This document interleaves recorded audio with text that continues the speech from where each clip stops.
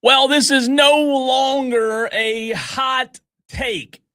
This is no longer a bowl game overreaction. What we saw from Clemson on Saturday wasn't just bad, it was alarming. And if you think this was just one ugly performance, you are not paying attention. Welcome into Wire to Wire. I'm Cole Bryce, and so good to be with you after my 11-day hiatus. I'm back better than ever, rejuvenated, ready to rock, ready to roll with you Tolos in the upstate, in Spartanburg, in Greenville, and in Anderson. So good to be with you on this Monday. Diesel now taking his hiatus, his vacation. So I'll be solo with you this week, but we are so excited to be with you. I'm so excited to be with you as I have a lot to get to today, and I mean a lot to get to, but we lead with Clemson. I said it just a few moments ago, and I mean it. I stand by it, and I want to hear from you, Tolos, as well. This is no longer like the hot or spicy take. This is no longer the bowl game overreaction. What we are now seeing is now reality. And Nathan says, and Union. My apologies for not including Union on the introduction there when I said Spartanburg, Greenville, and Anderson. But look, I think if we were having this conversation 6 months ago, or we were having this conversation a year ago, it was considered a hot take segment, right? Talking about Dabo Swinney, talking about Clemson, and what happened on Saturday. It's no longer considered a hot take. Like, we have now set into what reality actually is. And if you are one of the people who are still refusing to taste and see reality for what it is when it comes to Clemson and Dabo Swinney, I'm sorry. I've been telling you this for several years now. I have buddies of mine who are diehard Clemson fans, and I've been saying these same things too for several years now. So I'm not trying to be the I told you so guy, but I am here to tell you that this is no longer a hot take. This is no longer an idiotic take. I've had to block Clemson people on Twitter because they come at me every time. Like a year and a half, 2 years, 2.5, 3 years ago, if you were negative about Clemson and Dabo Swinney on Twitter, you were the bad guy, right?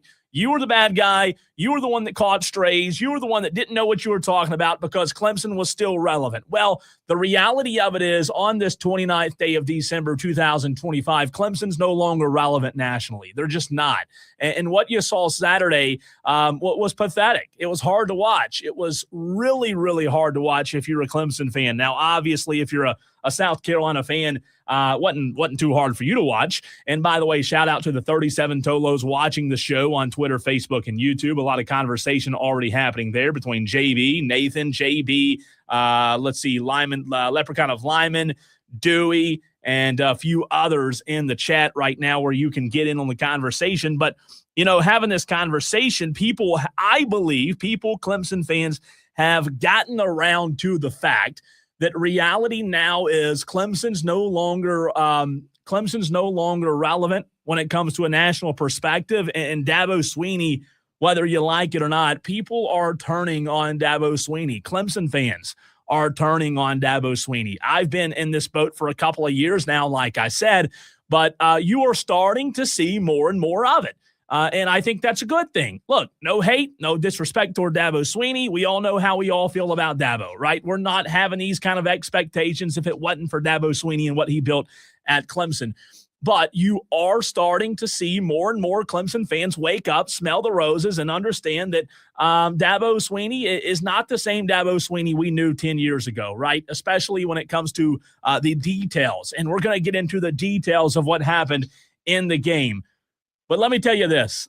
Saturday, if you're a Clemson fan, again, I want to hear from you. 844-3. Look, I forgot the number. I've been off so many days. I've already forgot the 844-326-3663. It's the Joy Law Firm text line. Shout out to Joy Law Firm, the brand new starting today Joy Law Firm text line. So the Joy Law Firm text line is open. Again, 844-326-3663. Saturday was hard to watch. Saturday was really, really tough. I know it was just a bowl game, but that performance by Clemson Saturday was just pathetic. this entire Clemson coaching staff, you kept them together. You had a few small changes, right, after the regular season, but you kept them together. And this team, this staff, even with the opt-outs, had an extraordinary amount of time to prepare for Penn State. And I don't want to hear about the opt-outs because Penn State had opt-outs too, right? It is what we now know as college football. Excuse me. There are opt-outs in every bowl game. Every bowl game. So when you look at what happened on Saturday, when this Clemson football team had so many weeks, so many days to prepare for Penn State, a 6-6 Penn State team, I believe. Clemson ran for 43 yards on Saturday. Clemson ran for 43 yards on Saturday. Now, Penn State, without their top two running backs, Penn State runs for 137. Penn State outrushes you, outgains you on the ground, 137-43. But guess what? The sad part about that is you, Clemson, you had your running back. Well, you had your wide receiver that your head coach told you was now a running back, and you all believed it. And that is what you had all season long, a wide receiver playing running back. Your wide receiver that played running back had 43 yards on Saturday. And Penn State outgained you not only on the ground, but in total yards. Outgained Clemson 397-236. Yes, Clemson had some terrible, terrible drops. What, 6? I'm not going to say the next number because, it's too childish to do, but 6 to 8 drops, right? And it was bad. It was really bad. A team performance that was really bad. So Penn State outgained you on the ground. Penn State outgained you in total yardage. You couldn't catch the football. I know it was cold. Newsflash, it was cold for Penn State too. And then I get to, and by the way, a ton of comments coming in on the text line and on the stream. I'm going to get to those in a second. But then you get to this. And this is where I have major, major concern. Clemson opens the game with a fake punt. Clemson opens the game on Saturday with a fake punt. And sorry for the coughing, by the way. It's that time of year, right? At the halftime break, after the fake punt, Dabo Swinney's being interviewed going into the locker room. And Dabo Swinney is irate about the fact that his team faked a punt in the first half, on the first drive of the game, right? I think Dabo even said the words, I don't know why we're going with a fake punt right there. That was a terrible decision. I have no idea. Zero clue. I've watched a lot of football. I've covered a lot of football. I've called a lot of football games, high school, college, Division II, you name it. I have no idea, and I'd love to hear your input here. I have zero idea how the head football coach doesn't know that you're going to fake a punt. Was the headset off? Like, did the batteries die? Did they have the AAAs in instead of the AAs? I don't know. I know that a head coach has multiple responsibilities. I get that. But you're telling me the head coach of the football team that had weeks to prepare for Penn State, not just like 1 week, not just like 2 weeks, weeks to prepare. You had all this practice time, and it happens in a scripted part of the game, right? For those that don't know, the first drive, sometimes the first 10, sometimes the first 21 are scripted plays that are put in by the OC. You're telling me as the head coach, you didn't know you were about to run a fake punt? Is it just me, or has Dabo Swinney completely lost the details? How do you not know as a head coach your team's about to run a fake punt? I don't know. I just don't get it. For the 54 watching, the 54 Tolos watching on the stream that are really, really lighting it up. And again, I'm going to get to those comments on the stream. But I have no idea how the head football coach does not know you're going to run a fake punt. That looks bad. It's just a bad look, number one. Number two, Adam Randall was a nice, cute story. But I know he had good games. I know for a large part of the season, he was a bright spot for this Clemson team. He was a bright spot, and a lot of that had to do because with the rest of the team being so bad, right? I get that Adam Randall was a nice story. It was a cute story. But I just think this goes to show this bowl game where Adam Randall, what he get, 11 carries, 11, 12 carries, something like that on Saturday, 40 yards, 43 some odd yards.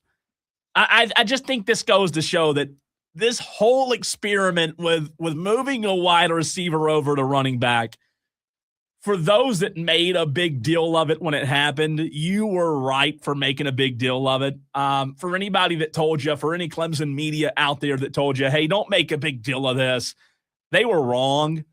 You were right. You should have made a big deal of it. Power 4 program, Clemson, one of the top programs nationally year in and year out for the past decade, having to move a wide receiver over to running back.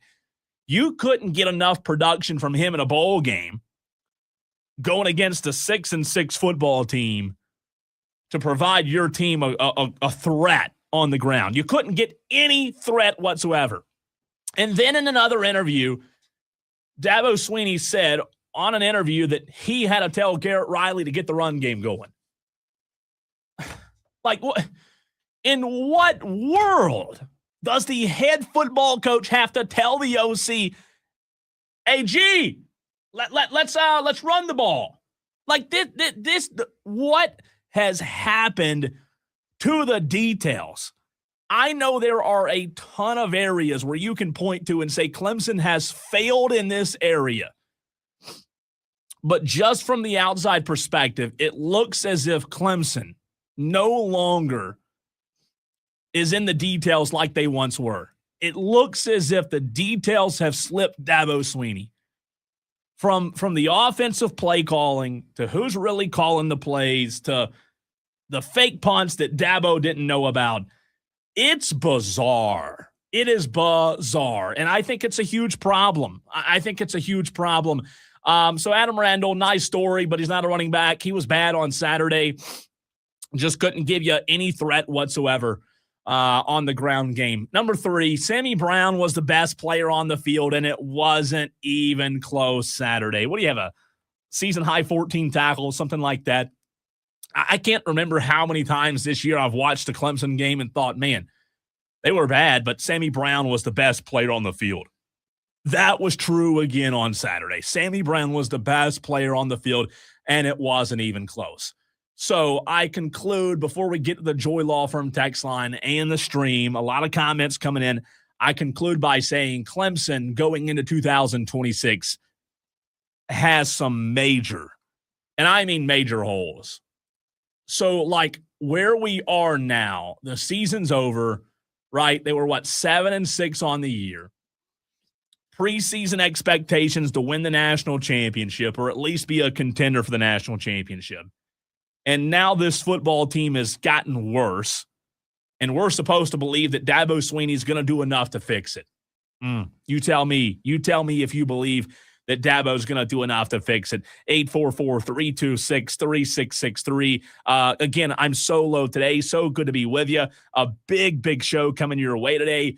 Also, we've got to get into tomorrow and Wednesday before the new year hits. We've got to get into the college football playoff matchups. I'm going to give you my thoughts in the very next segment on what happened in the first round, because I was off that Friday and I was off last week as well. So I hadn't even had a chance to comment on what happened in the first round of the CFP. And then we've got to get to the best sports moments from 2025. We'll do that either tomorrow or Wednesday. Want to hear from you, Tolos, on that as well. But the Joy Law Firm text line, 844-326-3663.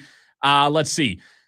Texter says Clemson played like the Miami Dolphins do, going to a cold game. Horrible. Oh, talking about the weather? Well, yeah, I mean, it was cold, but my gosh, I guess that's the reason you look so bad, because it was cold outside. I don't know if I'm okay giving that excuse. I mean, like the cold weather, yeah, it was cold up in New York, but you couldn't run the ball. You couldn't put together 43 yards of that. That's all you put together was 43 yards of offense. in the entire, 43 yards of rushing offense in the entire football game. Are we going to blame that on the cold as well? I don't know. Texter from the 431. He didn't know about the punt because it's very known. He a mouthpiece, and his coordinators actually coached the game. That comes from a texter from the 431.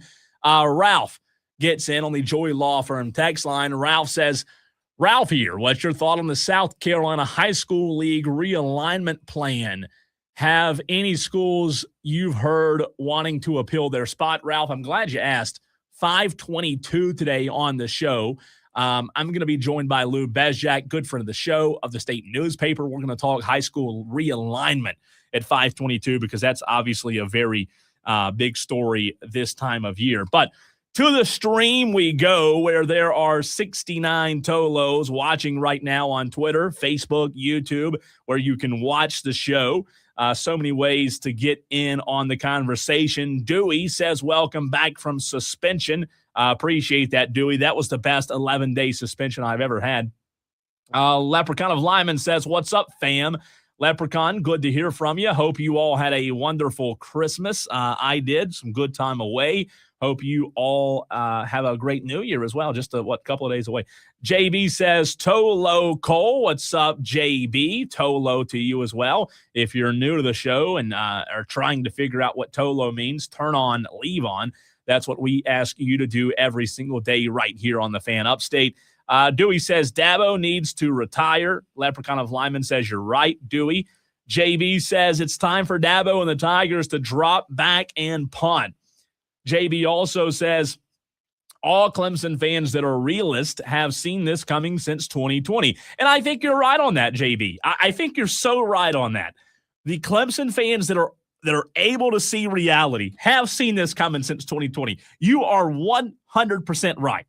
But I'm telling you, there are so many Clemson fans that have not seen, and there are still Clemson fans that still disagree with me to this day. Change the channel. If you want to hear them, just change the channel. You'll find them real quick, right? All I'm telling you is I've been saying this for years. The slippage, you've seen it for years, right? You've seen it for years, and it is what it is now. It's reality. Nathan says Dabo has to make a change or get him out. Let's see here. Dewey says credibility, boring, no energy, completely embarrassing. Madcraft, what's up, Madcraft? Good to hear from you. He says, my favorite part of that game was the guy in the stands standing up, ripping off his BY jersey. Oh, we're talking about the Panthers, Madcraft? That's not this segment. That's later on in the show. I'm going to get to him, but not right now. Figueroa Tom says Clemson needs to go ahead and rebuild. They are a mediocre bowl team at best. Go ahead and go to the Sun Belt. They're at that level. Let's see here. Madcraft says just completely diabolical. Again, Madcraft's talking about the Panthers. We hadn't even gotten to the Panthers yet. I guess he's ahead of the show somehow. CF Saturday 1 on YouTube says, good afternoon. What's up, CF Saturday? Good to hear from you. Buckeye Mike gets in on YouTube. What's up, Buckeye Mike? Hope you had a Merry Christmas. Good to hear from you. Buckeye Mike says, I told you Penn State would win. The ACC is now 1-10 in the Pinstripe Bowl. It's too cold for you Southern boys. You might have a point. Maybe the cold weather is what's to blame. Leprechaun of Lyman here says, I love Dabo just in terms of who he is as a person, but it's obvious that Clemson's true leaders were Tony Elliott and Brent Venables. And Leprechaun, I think that's where so many Clemson fans are torn. Look, I love Dabo Swinney as a person as well. And I was like, I've heard this a gazillion times from people who have children. Like, if my son could be coached by anybody, I'd want him to be coached by Dabo Swinney. I totally get that. I'm with you, Leprechaun of Lyman. I love Dabo Swinney as a person. I've had many conversations with Dabo Swinney, just like last year when I had a conversation with him for probably 10 to 15 minutes. And in those 10 to 15 minutes, we were over in Greenville at a convention, and it was just one-on-one. I was talking to him, and not one time in that 10 to 15-minute span did we ever talk football. It was mostly about faith and life, and I love Dabo Swinney as a person for that. But at the end of the day, Leprechaun of Lyman, I think what so many people fail to realize is last year when Clemson made the CFP, Dabo Swinney got a raise. He got a raise for winning football games and making the college football playoff. Maybe it was a bonus, however you want to call it. He got a bonus for making the CFP. He doesn't get a bonus for molding good men. Like, I love it too, but his job is to win football games. Here's the truth. When you're winning, all of that's fine and dandy. When you're winning at the highest level, just like Nick Saban, I was on the phone an hour ago with a buddy of mine who played football at Alabama, and we were talking about this exact situation, and he said it. He said, Cole, just like with Nick Saban, when he would always rip the reporters and rip the media and call them idiots, he could do it because he was winning. When you're winning, you can have all the faith-based, oriented, platforms you want. You can do whatever you can say. Like, everybody's okay with it when you're winning. But when that winning stops, I've said it multiple times on this show, it's like the trimmings and appetizers and stuff. Like, people really don't care. They come for the meat. They come for the turkey and the dressing, and all that other stuff's there, right? And when you're not winning, people really don't care as much about the other stuff. All right, let's see here. Buckeye Mike talking about the Upset Picks Challenge. Yes, those standings are on Facebook and YouTube. If you haven't seen them there, you can look at them what'd I say? No, they're on Twitter and Facebook. Did I say YouTube? I'm sorry. Let's see. Matchps says, does it seem similar to the Spurrier situation? It sounds like he's checked out himself and letting the crew run the ship. Dewey says Dabo has a lot to fix his career to start with. Let's see. All right, that's enough on the stream. Real quick on the Joy Law Firm text line, Tim D. in Easley. He gets in and says, is there a date time we need to get the next round of college picks in by? Well, Tim D., I hate to be the bearer of bad news, but the Upset Picks Challenge is officially over. It's no more. The post-Christmas bowl games were the last ones that we submitted. Those have been submitted already, and no more. Upset Picks Challenge brought to you by Ingles Markets is in the books, unfortunately. Tolo J. Butane gets in on the Joy Law Firm text line and says, comparing Clemson to Sunbelt is mad disrespect to the Sunbelt Conference. Dabo sucks. Pretty good, pretty funny there, Tolo J. Butane. But we'll continue the conversation. We really will. A lot to get to. And I mean a loaded show today. But like I said earlier, I didn't have a chance to give you my thoughts on the CFP first round since I was out Friday and last week. I'll do it. We'll get to what happened in the first round of the CFP. Got to give Matchps Miami Hurricanes a little bit of respect. Not too much respect, but a little bit of respect next. And your thoughts at 844-326-3663.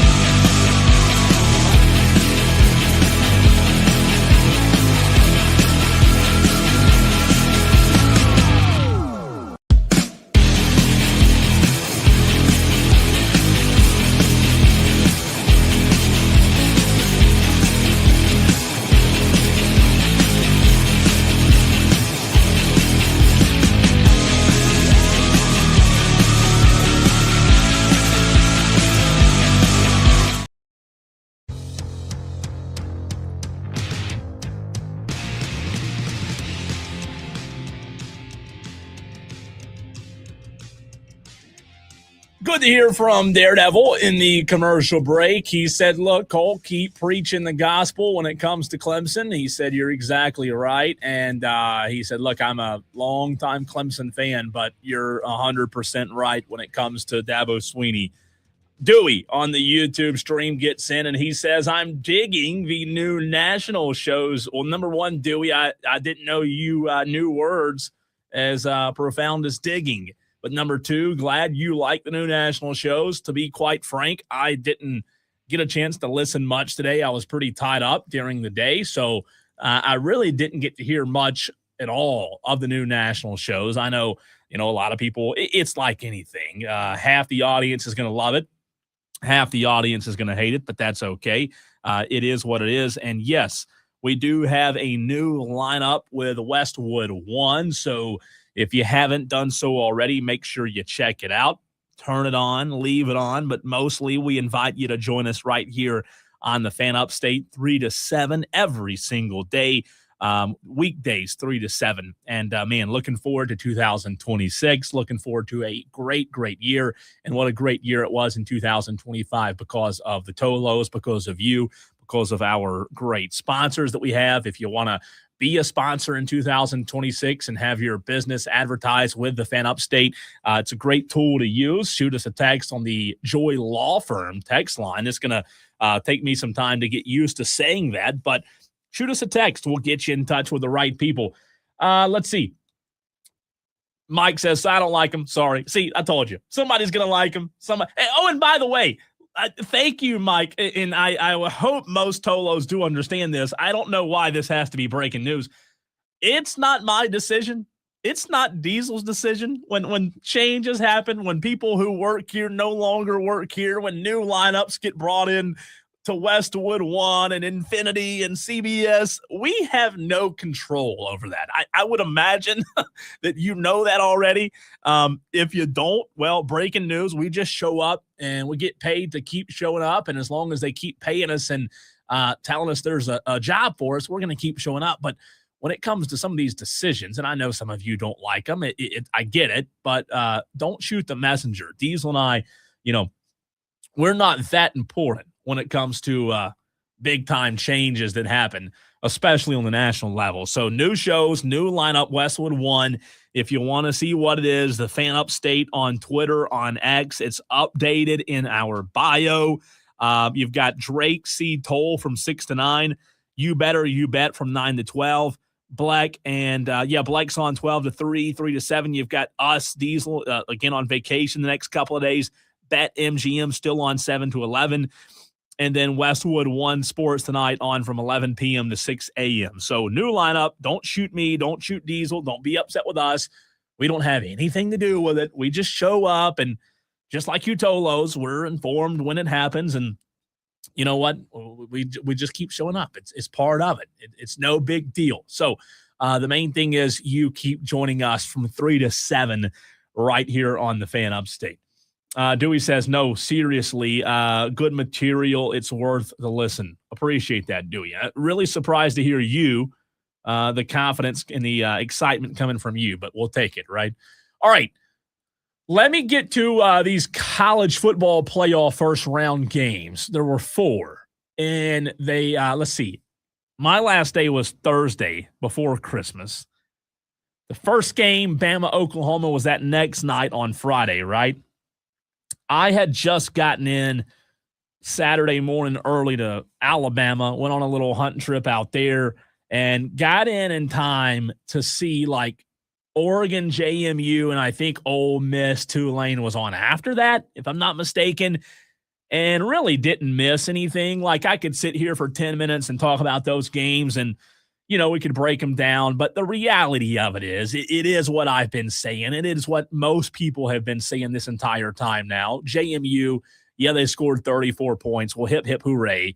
JMU and Tulane had no business being in the college football playoff. I don't care what anybody else tells you. They don't. They're not one of the 12 best teams in the country. I know you say, well, Cole, by law, by rule, one of them has to get in. Well, that's fine. We can let the one get in, but there's no reason 2 should get in. It was embarrassing.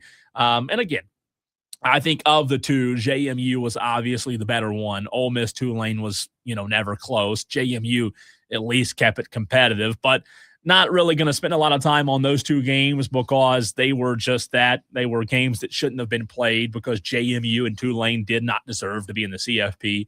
Now, let's go to Friday's game, Alabama-Oklahoma. I thought, number one, it was a really good game. Great atmosphere. I just love, which I think most people are on the same page with this. I love these playoff games being played at the schools, right? None of these neutral site games. And look, I understand the bowl games are a part of the postseason with the Rose Bowl and all this stuff. And I get it. But it's hard to beat a college football playoff atmosphere. Now, the reality that sinks in when you talk about Oklahoma, what's wild to think about is the fact that Oklahoma has never won a college football playoff game. Baker Mayfield couldn't do it. Kyler Murray couldn't do it. And now John Mateer couldn't do it. I think they're like 0-4, 0-5, something like that in college football playoff games. So for whatever reason, Oklahoma just can't win them in the college football playoff. I'll say this. In that college football playoff game on Friday, and Tolos, want to hear from you. By the way, don't forget Overreaction Monday coming up at 5 o'clock. I thought Oklahoma came out on that Friday night and just set the tone, right? They went up big. What was it? 10, 17, nothing. And I'm sitting there tweeting out like I knew Oklahoma was going to win. I predicted Oklahoma to win. And they set the tone. They set the tone offensively. They were moving the ball well. And then defensively, man, they were just limiting everything Alabama did. They couldn't get the run game going. Ty Simpson really didn't look comfortable in the pocket. And then all of a sudden, bam, it was like a switch flipped on that Friday night. And here came Alabama roaring back 34-24. It's so interesting how one game can almost have like 2 to 3 games within the game in a way, because that first, quarter and a half, 2 quarters where Oklahoma dominated, you felt like Oklahoma was going to win the football game. And then you also saw a different game in the second half where Alabama surged back, right? I think it goes to show that timing in college football is very, very important. Look, I was pretty down on Alabama toward the end of the season. I watched that game against Alabama or against Auburn in the Iron Bowl. They weren't great. Alabama couldn't run the ball in the SEC championship game. We know what happened there. So I was pretty down on Bama. But I think it goes to show that timing in college football is so, so important. When you get hot matters. Alabama did not look like a college football playoff team in the SEC championship. They didn't. They didn't look like a college football playoff team in the first half of the college football playoff game against Oklahoma. Second half comes around.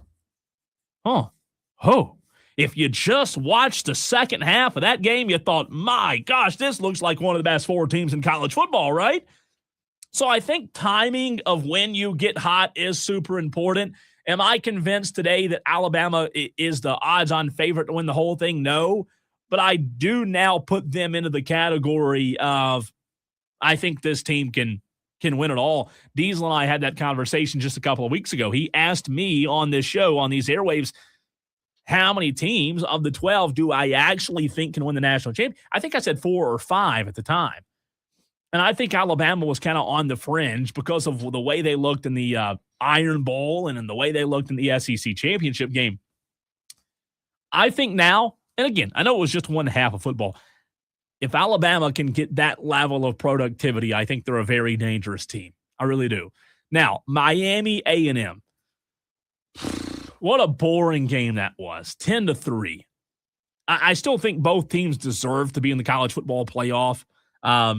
They did what they were supposed to do during the regular season to get themselves that berth into the CFP. But my gosh, that was about as hard to watch as I can remember. And again, credit to Miami. They won the game. They scored 10 points.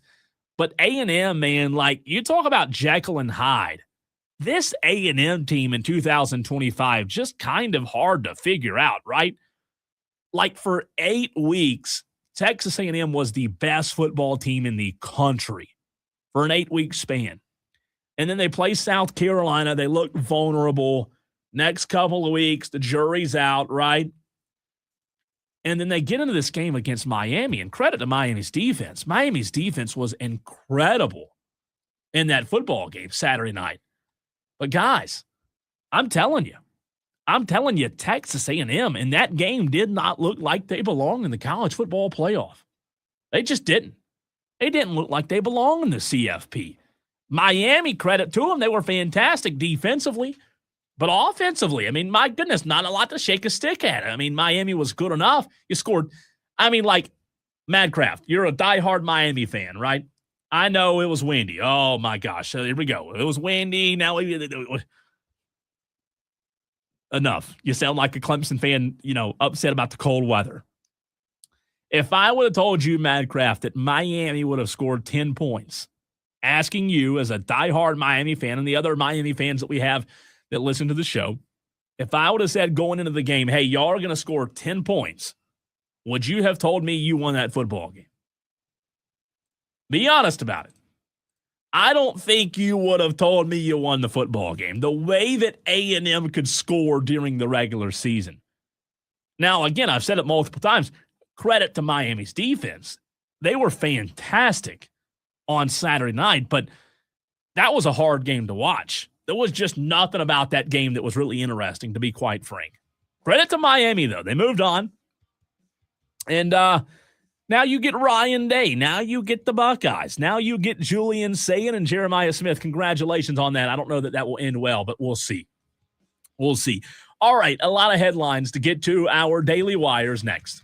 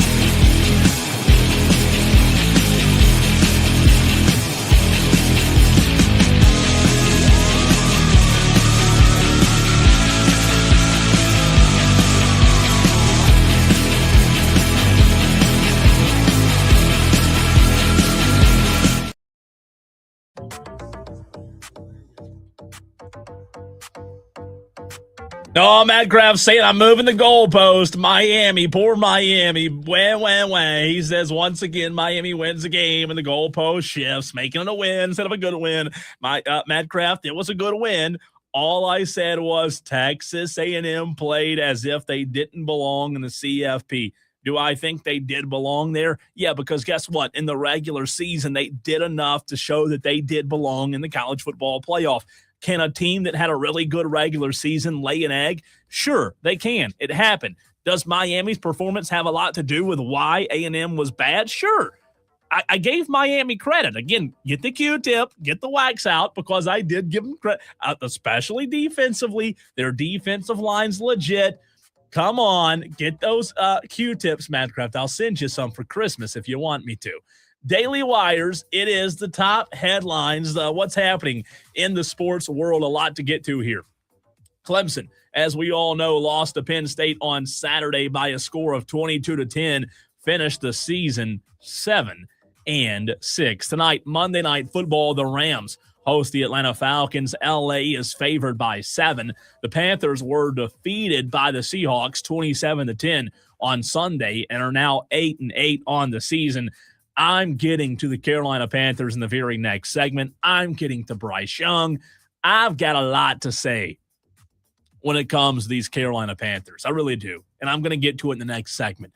In East Rutherford, New Jersey, New England Patriots quarterback Drake May got right to the point after the team's 42-10 win over the New York Jets at MetLife Stadium on Sunday and said, winning the division is what we're focused on. May ensured the Patriots were in position to do so with a history-making performance, then was able to sit back with teammates and celebrate winning the AFC East title as the Buffalo Bills lost to the Philadelphia Eagles 13-12 in Orchard Park, New York, later that same day. It marked the Patriots' first division title since 2019. The Bills had won it in each year since. And coming up at 5 o'clock in Overreaction Monday, I want to hear from you. But I've got a pretty strong overreaction when it comes to Buffalo, man. I've watched this team. Like, I love watching the Bills. I love Josh Allen, but something's got to give. This team's way too talented. Like, last night was frustrating, and no, not just because I had the over. It was frustrating to watch. Number one, you should have kicked the PAT. The defense was dominating all night. That was rough to watch. Let's see. Before Buffalo Bills quarterback Josh Allen could take his usual moments to sit in the locker room and process Sunday's loss, Josh had to take a short walk. He was accompanied by head athletic trainer Nate Bresky, limped out of the locker room and across the hallway into the x-ray room. The good news for Allen and the Bills is that his x-rays came back negative, according to Coach Sean McDermott, who also said of Allen's health, nothing new has popped up to this point. In Orlando, after Kyle Whittingham stepped down at Utah earlier this month, he left the door open to return to coaching. He had no idea that within a day he would get a call about a head coaching vacancy at a school he had admired since he saw the Michigan Wolverines' famed wing helmets as a 7-year-old watching college football alone in his living room. That call set off a series of more calls and conversations, culminating with the 66-year-old Whittingham taking the job at a program where Big Ten championships and college football playoff appearances are expected. He said Michigan is a special place, a legitimate opportunity to win a national championship. It has happened here, so I looked at it as a final challenge. Again, Whittingham is 66 years old. North Texas running back Caleb Hawkins, a true freshman who leads FBS with 29 touchdowns, said Sunday he plans to enter the transfer portal. So, man, North Texas losing some really good talent into the portal. Dabo, hope you're hearing that. Auburn football secured a major late addition in the 2026 class on Sunday with a commitment from former Michigan signee Brady Marsh, ESPN's number 8 wide receiver prospect. Texas running back Quintravion Wisner plans to enter the NCAA transfer portal. His agent confirms Wisner was the Longhorns' leading rusher in back-to-back seasons. He's moving on for his final season of eligibility and will enter the portal when it becomes officially open on January the 2nd. I hope you're listening, Dabo. Ohio University is promoting defensive coordinator John Hauser to head coach. The school announced on Friday. Hauser was Ohio's interim coach for the 17-10 Scooters Coffee Frisco Bowl win over UNLV on Tuesday. South Carolina, in case you missed it, Gamecock fans, another good hire for Shane Beamer. South Carolina hired Deion Barnes of Penn State to be their next defensive end coach over the Christmas break. Both Barnes and Drayton, that's Stan Drayton, coached in the Pinstripe Bowl for Penn State, but are now headed to Columbia. Another good hire, in my mind, for Shane Beamer. And last one for you. Presbyterian College has promoted offensive line coach Matt Rahl, I guess that's how you pronounce it, R-A-H-L, Matt Rahl, to head football coach. Matt has been with the staff for the past 2 seasons, replacing Steve Englehart, who recently took the job at West Georgia. PC was one of the better programs in the state this past season. So that'll be really interesting to see. Buckeye Mike on the YouTube stream says Whittingham is a really great hire. If I had a chance to choose between everyone Michigan was looking at, Whittingham would have been my first choice. You know what's interesting, Buckeye Mike? Kyle Whittingham is definitely not like the sexy hire. I think they could have done better, but I also think they could have done worse, a lot worse. So I'm going to agree with you. I'm going to say that I think the Kyle Whittingham hire was okay. I'm going to go with it. It's okay. Maybe a B+ hire. I don't hate the Michigan hire for the situation being what it was. We'll see. He's older. He's up there in age at 66, but let's see. I don't hate it. I'm with you. I think they could have done a lot worse. So let's see what Kyle Whittingham does at Michigan. All right, Tolos, in hour number 2, the very next segment, we've got to get to what happened yesterday in Charlotte. Bryce Young, who I've been very critical of. Well, he was not that guy yesterday. We'll get to that next.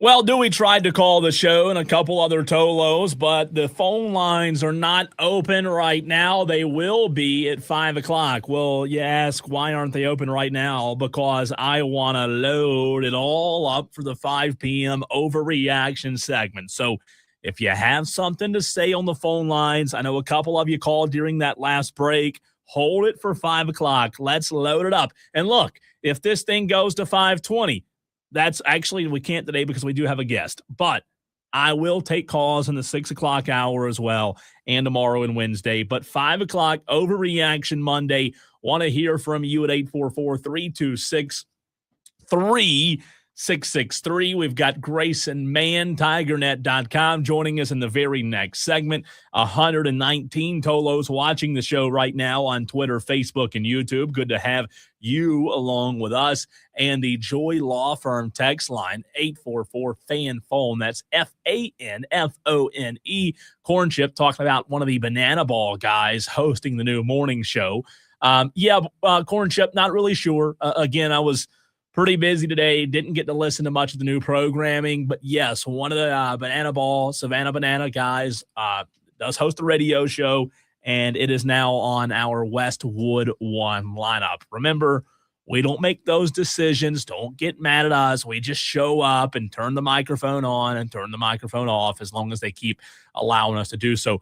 By the way, right now, 10 minutes to go in the third quarter of play. Georgia Southern leads App State 19-7. Diesel's Mountaineers taking one on the chin right now, not looking good. And no, I don't believe he's at the game. Maybe he is, but if he is, he didn't tell me he was going to the game. Maybe he's there. It's in Birmingham. Maybe Diesel made the trip to Birmingham, but he's off on vacation this week. I'm with you Monday, Tuesday, Wednesday, and then we'll both be back next Monday. No show Thursday and Friday for New Year's, by the way. All right. Again, phone calls, hold them until 5 because I've got a lot to get to right now, and then we have a guest joining us in the next segment. But, oh my gosh, I've got a lot to say on the Carolina Panthers. I've got a lot to say on Bryce Young. I've got a lot to say on Dave Canales as well, okay? I've been very critical on this show and on Twitter of Bryce Young, and rightfully so. He was not good yesterday.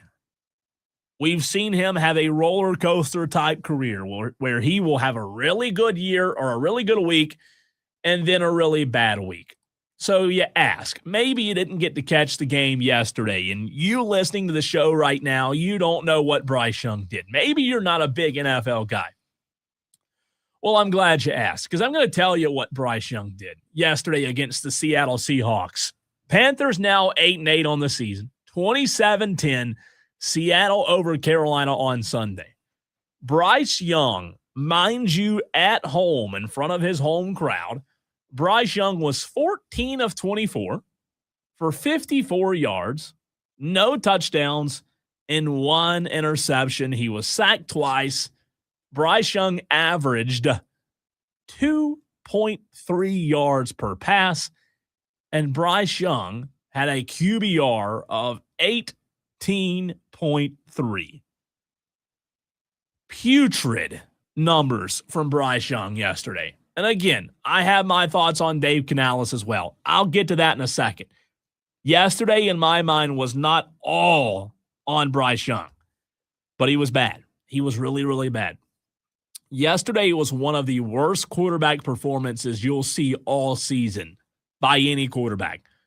Bryce Young, for whatever reason yesterday, just looked lost. From the opening drive, late throws, hesitation, bailing on the clean pockets. I saw that several times. Zero confidence yesterday pushing the ball down the field. Seattle, what's crazy is if you watch that game, and again, I'd love to hear from you on the Joy Law Firm text line. Seattle wasn't doing anything exotic defensively. They weren't dialing up crazy pressure packages or confusing coverages. They were playing man defense. And for whatever reason yesterday, Bryce Young could not operate. It wasn't about stats. While his stats were horrible, It was about how he looked. If you watch that game, I don't know how you're not disgusted with what you saw from Bryce Young at the quarterback play, especially if you're a Panther fan, right? It looked like a quarterback yesterday who does not trust what he's seeing and does not trust himself, just to be quite frank with you. The receivers at one time, like I saw receivers finishing routes, looking back like they were waiting on a ball that never came. When a quarterback stops pulling the trigger, everything breaks down, and that's where Bryce is right now. He will have the 400-yard game. He'll have the 275-yard game, but then he'll have a game where he throws for 54 yards. And Buckeye Mike says, hey, Old Man Rivers played better than that. Yeah, he did. That's pretty bad, right? That Old Man Rivers outplayed Bryce Young. The scary part is for me watching Bryce Young is it feels mental. I'm not saying Bryce Young is mental. I'm not saying Bryce Young's not smart. I'm not saying Bryce Young doesn't have a high football IQ. Not saying that. But this feels mental for Bryce Young. The biggest selling points, if you remember, coming out of college on Bryce Young were his poise, his processing, the way that he was able to be calm under pressure, and none of that showed up yesterday. I know if you're a Panther fan, you may say, well, Cole, it has before, and I get that. But why is it so inconsistent? He's double clutching throws, he's got clean pockets, and he's just refusing wide open throwing lanes. That's not an arm strength issue. I think it's a confidence issue, just personally. I think it's a confidence issue in Bryce Young. And once that's gone, it's hard to get it back. At no point in that game yesterday did it ever look like Bryce Young had the confidence. But I will say, while Bryce Young was bad yesterday, Bryce Young was not the only problem yesterday. If we're going to be fair, Dave Canales did him no favors. I'm telling you, Diesel and I talked about it a couple of weeks ago when they played on Monday Night Football. Dave Canales, like yesterday, he was so predictable. The offense was conservative.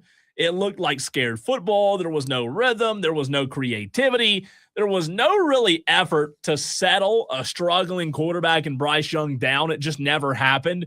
Where were the easy throws? Where were the simple routes, the simple throws, the simple things you do as an offensive-minded coach to ease your quarterback into the game, right? To get his feet wet.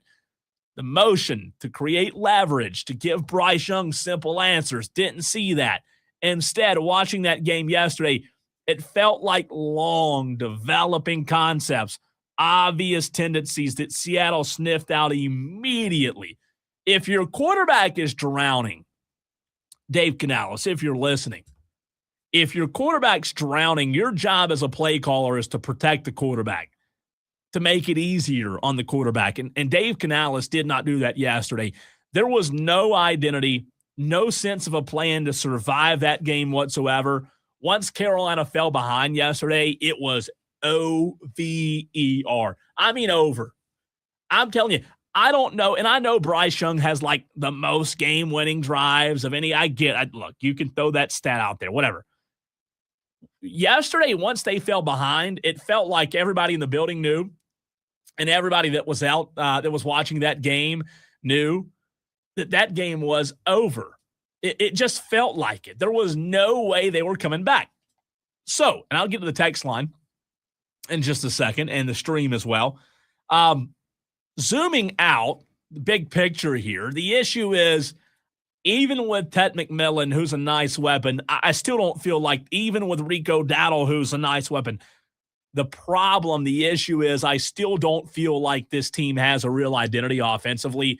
They're not really explosive. They're not physical up front. They're not creative. And yesterday, I mean, at times they're not disciplined. That's what's frustrating. There's nothing that this Dave Canales offense does well enough to lean on. Like in the early part of the season, I thought that was the run game. I thought Rico Dowdle was enough to lean on for Bryce Young to then be able to do what he needs to do. But I just don't feel that way right now. Seattle knew yesterday exactly what Carolina wanted to do. They shut it down early, and the Panthers just had no counter. The Panthers just had no answer yesterday. So Uh, Here's where I am. I think we're in a tough spot. Carolina, I believe every Panther fan out there, from what they've endured over the last decade, they would have taken, if you would have told them at the beginning of the season that, hey, going into the final week of the year, you're going to have a chance to win the division. Every Panther fan out there would have taken it. Every one of them would have taken it, right? Every single one of them.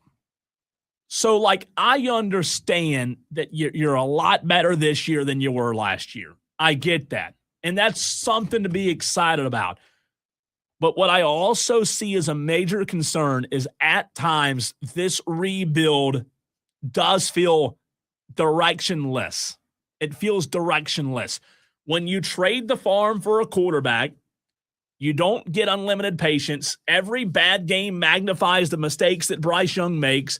Right now, the Panthers look like a team that's terrified to admit, in my opinion, that they've whiffed at quarterback. I know a lot of people out there still believe in Bryce Young. I don't whatsoever. I have shut the door completely on that. But again, at times it does look directionless. That's the uncomfortable conversation I believe that Panther fans and Dan Morgan have to have. Not that Bryce Young needs more help and needs more time, but what if this is who he is? What if this is who Bryce Young is? You just saw a couple of weeks ago Tyler Shuck outplay Bryce Young, a rookie, by the way. What if this is who Bryce Young really is? The Panthers don't have a first-round pick safety net. They don't have a veteran fallback option at quarterback. They don't really have an offensive structure to hide the inefficiencies of Bryce Young. And I think it's forcing week after week, taking risk, doing real damage to the locker room. I don't know. I think, again, and I think that's why this conversation's so tough. Every Panther fan out there would take being where they are today. But yesterday was bad. I think short term, that was big picture. If you go short term, I think you have to simplify things if you're Dave Canales. I think you have to shrink the field. You've got to stop pretending that Bryce is something he's not. Long term, you can reevaluate that, right? Quarterback, coaching, offensive philosophy, whatever. Because this isn't losing at times. Sometimes it feels like regression. The Panthers, in my mind, they didn't just lose to Seattle yesterday. They kind of exposed how fragile the operation is, like as good as it can be at times. Bryce can throw for 400. The very next week, this entire situation can look really fragile, and that's not good. So I'm going to get to what Ted McMillan said postgame. By the way, texter on the Joy Law Firm text line from the 860 says, Thielen would be a huge help for Young right now. He trusted him. Not saying Thielen is a Pro Bowler, but he's what the Panthers needed these past few weeks. No, texter, I agree with you on that. I really do. I completely agree with you. I think losing Thielen did hurt. You're right. It was a safety valve for Bryce Young, right? And then Ted McMillan said something that kind of bothered me post-game, not because he said it, but because of coaching. So Ted McMillan, and I believe it was Joe Person who tweeted this out yesterday on X. Ted McMillan said the Panthers were very surprised by how much man coverage Seattle ran. Again, Ted McMillan, a receiver, said they were surprised by how much man coverage Seattle ran. Whew, that's alarming. That is a lack of adjustments on the part of Dave Canales. Okay, let's talk ball for a second. Can we? That is a big, big problem because Dave Canales, this offensive guru who supposedly helped Baker Mayfield in Tampa Bay become a lot better of a quarterback, right? Your wide receiver, your best wide receiver post-game says in a press media availability that man coverage surprised the offense. Guys, ladies, whoever, that is so alarming. We're talking about man coverage here. Like, man coverage is not some unmovable force that you can't figure out. There are a lot of things you can do. And the Panthers didn't do it. Dave Canales maybe attempted to, but they just didn't. They didn't execute. How about Dave Canales? How about using motion to identify what kind of defense they're in, first of all, and then creating leverage based on that? Pre-snap motion tells tells the quarterback it's man coverage, right? Because when you have pre-snap motion, for those that don't know, the defender travels with the receiver. Bam. Number one, stop. You know it's man coverage. That helps create a step of leverage for the quarterback. You can then jet motion, you can orbit motion, you can short return motion. Motion also forces defenders to communicate in man coverage. Man coverage hates communication, right? Because it's so disciplined on what you have to do as a defender. No kind of man beaters yesterday from Dave Canales. No spot concepts. Zone concepts die. And I'm not saying that Dave Canales only knows zone concepts, but like zone concepts die versus man. You need routes that will win one-on-one battles. You need the mesh. You need the shallow cross. You need the slants. You need those glance routes. Where's the whip routes, the pivots, the option routes, double moves if the protection holds for Bryce Young in the pocket, right? Which I thought his protection yesterday at times was pretty good. If your playbook doesn't adjust here, talking to you, Dave Canales, if your playbook doesn't adjust here, your quarterback is going to be stuck holding the football. That's what happened. You did not create traffic. You did not run enough bunch and stack formations. Man coverage struggles with bunch, stack, tight splits. I didn't see that yesterday. I didn't see you trying to force defenders to fight through bodies and switch responsibilities, which frees separation. I didn't see that. I didn't see Dave Canales design opportunities for Bryce Young to get the ball out faster, right? When you're in man coverage defensively, there are fewer eyes on the quarterback. You have more backs turned the ball. Hey, Dave, that's your green light for 3-step drop back throws. That's your green light for quick RPOs. That's your green light for slant, flat concepts. There was none of that. And your quarterback held the football, which means the scheme yesterday failed him based on what your wide receiver said. You've got to use running backs. You've got to use tight ends in tight space, right? Because linebackers covering in man is a mismatch. Angle routes, Texas routes. You're not using those guys in space to create one-on-one matchups that give you an advantage. That's how you punish those aggressive man looks. And then I'll say this, let the quarterback run. Design some quarterback runs that help your quarterback beat that man coverage, because man coverage oftentimes leaves the empty of the field, leaves the empty middle of the field, right? You've got a big zone there. Again, I said it a minute ago, defenders' backs are turned like 80% of the time in man coverage. If your quarterback can move at all, which Bryce Young can, scrambles, design runs, that becomes explosive when this defense is throwing this man coverage at you. And you're not throwing the football enough on early downs, because man coverage thrives when offenses get predictable, and Dave Canales and this Panthers offense is way too predictable. If you're running into loaded boxes or waiting until 3rd and long to throw, you're playing right into the defense's hand. And the bottom line is, Dave Canales, what Ted McMillan told us postgame was that Dave Canales was not doing enough as an offensive play caller to put Bryce Young in this offense in better situations. Man coverage is not some crazy, unbeatable philosophy. It's just not. And for whatever reason, Dave Canales didn't do enough to help his quarterback yesterday. That's the fact of the matter. A lot of it does go on Bryce Young, but a lot of it what happened yesterday goes on Dave Canales as well. Man, I mean, we're talking about simple day one stuff. You've got to know how to beat man coverage. It's not exotic. And they couldn't do it. They couldn't beat it. So that worries me. It really does worry me if I'm a Carolina Panther fan. But again, it's a hard conversation to have, because I believe every Panther fan at the end of the day, if you would have told them at the beginning of the season that they were going to go into the last week of the season with an opportunity to win the division, they would have taken it, right? And you still have that. You still have an opportunity to go to the postseason.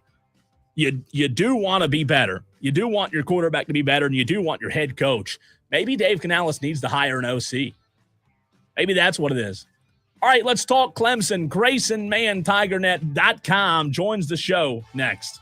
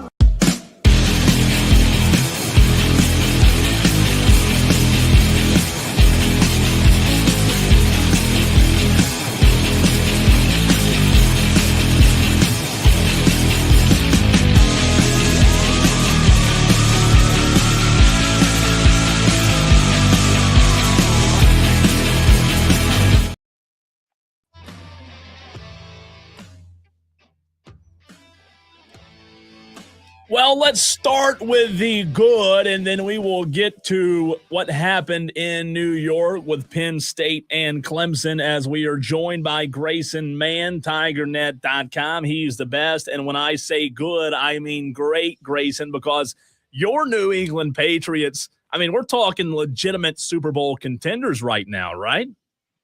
Wouldn't it be awesome if I hopped on the show in February and we were talking about the Pats in the Super Bowl? Can I show you something real quick before Of we get course. into the? Yeah. So my brother's girlfriend got. I got home last night from Clemson. Brother's girlfriend got me this for Christmas. It's an I Heart Drake May beanie. Isn't that I awesome? love that. I love that. I'm kind of disappointed that you're not wearing it right now, but the backwards hat looks good too. I mean, the backward hat looks good. I like it. Grayson, man, diehard Patriots fan. I mean, does it kind of seem like, I don't know, this is just an outside perspective. It would be great for you, yeah, if we're talking about the Patriots in February, right? My team's not in the playoffs, so not much to say there. Does it seem like, and maybe for a Patriots fan it feels different, but from the outside looking in, this franchise that was with Tom Brady and Bill Belichick in Super Bowls, year after year, it feels like it happened pretty quick, this turnaround. I mean, I know like the Gerard Mayo experiment wasn't great, but I mean, we're talking about a pretty quick turnaround. I'm not saying like you're returning to a dynasty like you were, but this is a pretty quick turnaround that I don't know that you've seen, in the NFL as often as we're seeing with New England. Yeah, I think when I projected this team when the Vrabel hire was made, Cole, it was more about let's see if they can be in the hunt by Yeah. this time of year, be in that graphic where they flash it on the TV and your team's on the outside looking in, but at least they're featured. I mean, New England wasn't even close in the last few years. So I thought eight or nine wins would be good this year in a very competitive AFC. And yeah, they've had an easy schedule. That's partially because they were so bad last year. And so to see them do what they've been doing has been pretty incredible. They clearly have a stud at quarterback who's going to be one of the best in the Yeah. league for years to come. It's happening very fast, but I'm along for the ride, man. We're going at 100 miles an hour. Let's see if we can go 200 and see if this takes us to Levi Stadium. Man, that would be I don't know what I'll do, so I'm just going to take this week by week. I'm going to Boston for a playoff game if they're a wild card team. So we'll Yeah. see if I can snag a ticket. It's going to be really expensive, but absolutely worth it. You've got it, Grayson. You've got it, TigerNet.com. 22-10 final score. Penn State defeats Clemson on Saturday. A disappointing loss, to say the least. Do you push back on any of the negative conversation whatsoever with, hey, guys, it was just a bowl game? I don't really buy that. And I think I had said it on my podcast for a variety of reasons. We had talked about this on the show last Monday, Cole, was that this was an audition for a lot of players to really see how they could look in an added role. And Tyler Brown was one of those. First third down Oh, situation, Garrett Riley didn't call his best game, but I thought that design on third down to sort of get a rub route open, him on the right sideline, right in the chest, just dropped. And then the fake punt happens. And it's just a group that looked really unprepared yeah. for the matchup. And I know they're opt outs, and I given the defense a little slack. I know Sweeney said they were horrendous, and I pushed back a little bit on that just because of the amount of players that they were dealing with. I mean, you had Fletcher Catherine, who, no disrespect to him, was playing very serious snaps, and he had played. I probably would, if you had to guess how many snaps he played, I think it would be pretty low for the 2025 season. So there are some obstacles that they had to overcome, but overall, at least on offense, you had a lot of your troops on deck there, and it looked very discombobulated. It looked very dysfunctional, and I think it paints a picture of there were some fans maybe worried that maybe some momentum was unnecessary for a group that may say, "Oh, they won 5 straight. We don't need to make any changes." No, I think this kind of resets it to where it should be, and I think fans who want some bloodshed will get that pretty soon. Grayson, I don't know if you and a lot of Clemson fans that you've heard from feel the same way. And I talked about this in the very first segment of the show today. Was it at the end of the first quarter or halftime when they interviewed Dabo Sweeney? And basically, Dabo was very frustrated with the fake punt, and he Yeah. even said he didn't know why that was called there, and he was disappointed in it. Talking about the details here, man, how does that happen? How does the head coach not know a fake punt's about to happen? Yeah, in my grades column, that we wrote on TigerNet, I gave the coaching a D minus, and then my first line or 2, it was, "Where the heck does that come in? I don't understand." And he had said in the first quarter that shouldn't have happened. I'm like, "Well, my question is how Wow. was that a call that you give Jack Smith and say, 'Hey, if we get this look, pull the trigger'?" But it doesn't look like that was communicated to everybody because clearly the gunner's going after the punt returner. Yeah. And it looks like it was designed, I would say, for maybe the gunner to run like a 20 and out, and Smith threw it to the 20 and out and it wasn't there. So very interesting to see if that was something they had seen on film from Penn State or something, but clearly not on the same page there. And they get in the huddle every time before they go out there. So I wondered if that was just somebody didn't hear the assignment clearly. So very interesting to see how that dynamic plays out. But again, sort of encapsulates and summarizes just how dysfunctional it was in New Mm. York City. I don't know if it was the cold, maybe too much eggnog, but man, too much happening and not a lot of results for Clemson.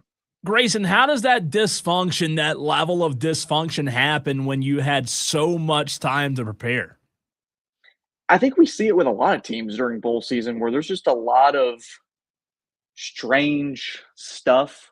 Cole, I've watched a few bowl games where I watched Pitt before against ECU, and you see an offense that's been pretty good all year. Not very good against ECU of all teams, where you feel like the matchup and the competitiveness should be pretty one-sided maybe with an ACC and a group of 5. So there's just this trend of, I would say, it weirdness. There's not Yeah. really a great way to describe it, and Clemson's just a part of that. But I think in Clemson's case, we've seen this all year from them. So it's not anything new or surprising where, let's say it's a 10-win BYU or Georgia Tech team that plays in the Pop-Tarts Bowl, Yeah. and one team just looks completely disinterested in being there. I don't think it was disinterest from Clemson. I just think it was just a lack of execution. No, I'm with you. It definitely was. We're joined by Grayson Mann, TigerNet.com. Clemson fans, if you have a question, I've seen a couple of comments already on the Joy Law Firm text line. If you have a question for Grayson, you can get it in at 844-326-3663. Before we get to like the portal and the roster, let's start with the coaching staff. Clemson fans should expect, in your mind, what to now happen since the season is over? Yeah, I would say, and we had posted a quick board post on TigerNet that we expect changes to be coming, not today, but sometime midweek. There's going to be some decisions that are made, and we do expect staff changes to come. The exact number, we're not entirely sure and still digging around. But we have been told that, yes, there's something coming, expected to start this week. And I think with the portal coming on the second, Cole, you got to kind of get your house in order before that Yeah. starts. And I know they got Will Helt without Tom Allen last year, so the urgency isn't there necessarily, but I do think they need a battle plan when they start recruiting and saying, "Hey, we want you to come here." And it's like, this is what we were kind of hoping for. I think that you need a general direction at the very least. So on that note, doesn't, correct me if I'm wrong here, doesn't the portal open the second?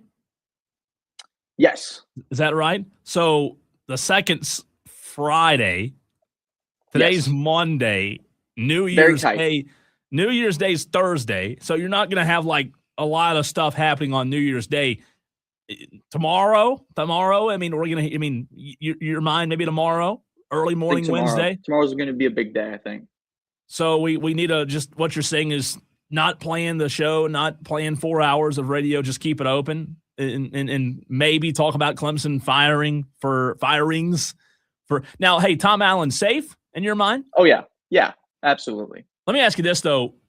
Dabo Swinney said defensively it was a disaster. I know you can't speak for Dabo here, but do Sure. you feel as if Dabo Swinney is disappointed in Tom Allen?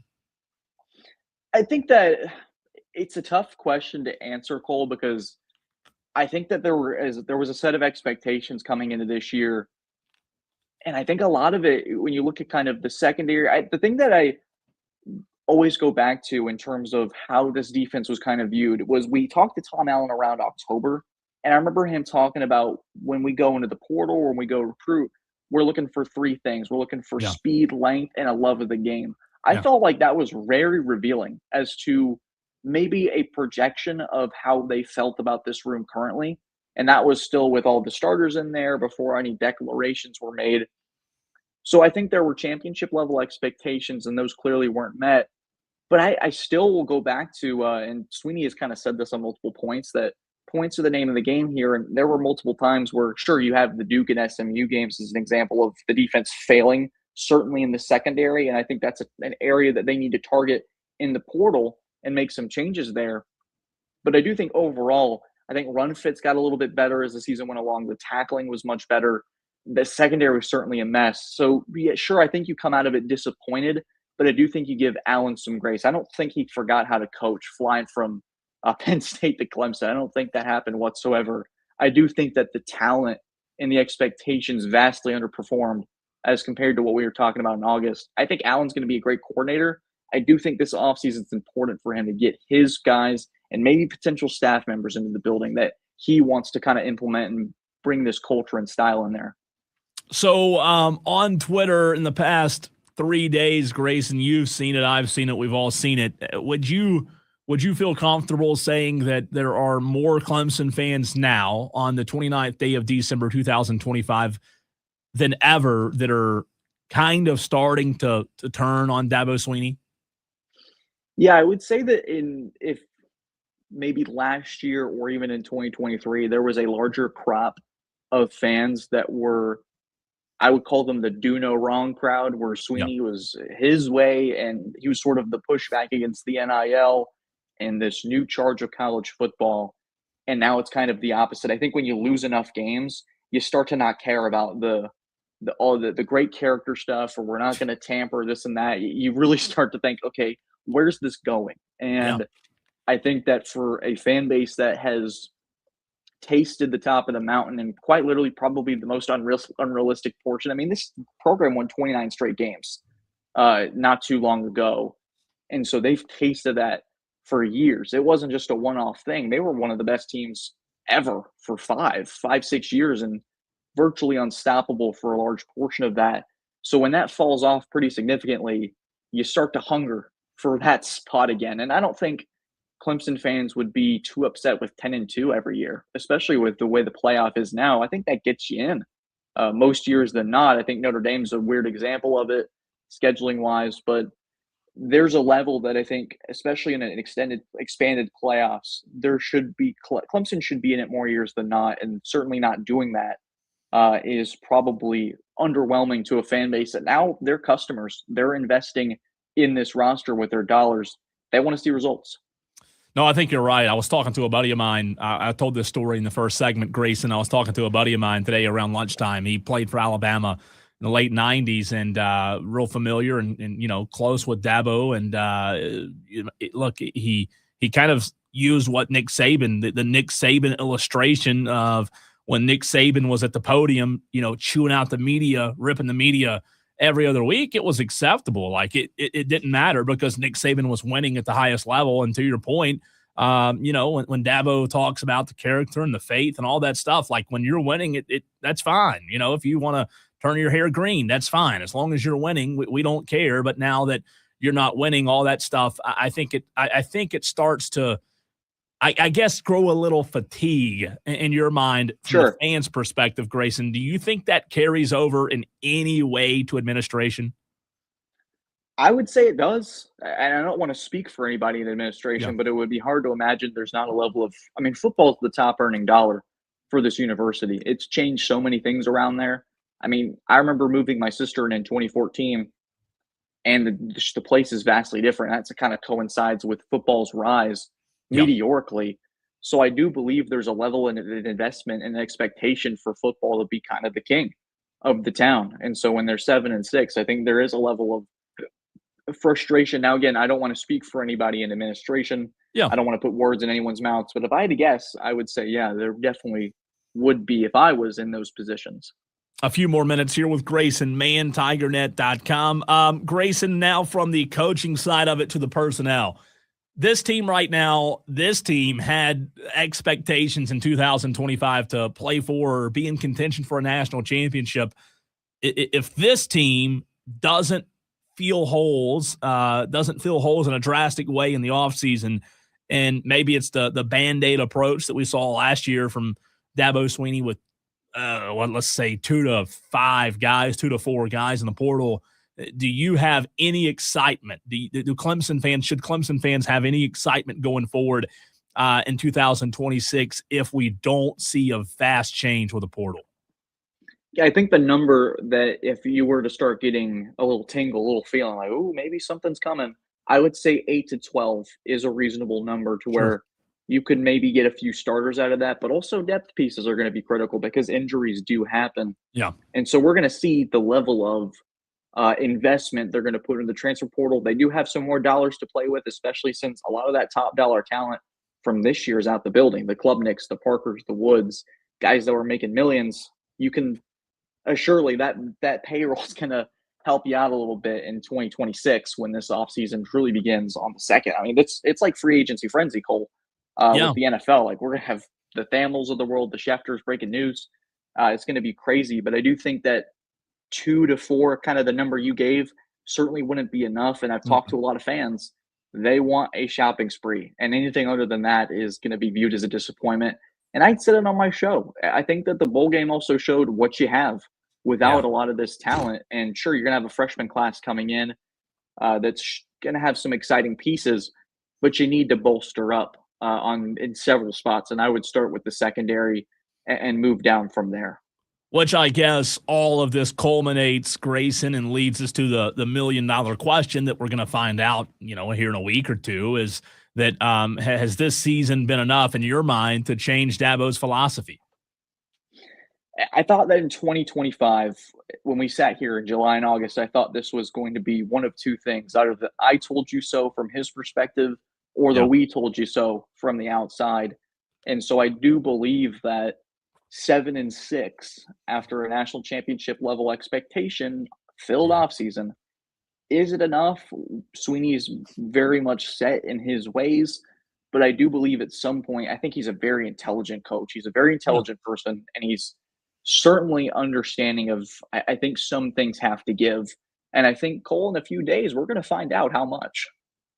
No doubt. Hey, let me ask you this real quick. Do you think it's Sure. fascinating on that front, like kind of piggybacking off of that question? Because I thought about it a lot, thought about this a lot this year with Tom Allen coming in, an older coach who's been around the block a few years. Dabo Swinney's certainly not an old coach, but Dabo's been in the game for a long time. Do you think it's fascinating to hear a coach like Tom Allen say the things that you brought up that he said back in October? And we all assume that Tom Allen is going to be aggressive and want to be aggressive in the portal. Do you find it fascinating on how that dynamic inside the building works with a guy in Tom Allen who wants to use the portal and a guy in Dabo who's shown that he's pretty much against it? It's interesting dynamic. I think the two are very set because we've heard in the last week where Tom Allen said in his press conference previewing the Pinstripe Bowl, he said it's obvious we need to go in the portal. And this is one of the few times we've heard Sweeney go, yeah, the portal starts X date and we got to certainly recruit there. So I think there's certainly an alignment of a vision of, yes, we have to go into it. I guess we don't really know. And obviously, these conversations are behind closed doors and they're locked in. And so we Yeah. can't really, we'd love to be a fly on the wall for them for sure. And I But I do guess think yeah, go ahead. no, I was just going to say, I guess you tell me, you're around a lot of Clemson fans. Look, I grew up a Clemson fan, and I think the frustrating part that I feel and a lot of, friends that I've talked to that are Clemson fans feel is the gap. Like, okay, let's say that Dabo Swinney does start to use the portal. This gap that it's like gap insurance, like you've let your car go without insurance this entire time.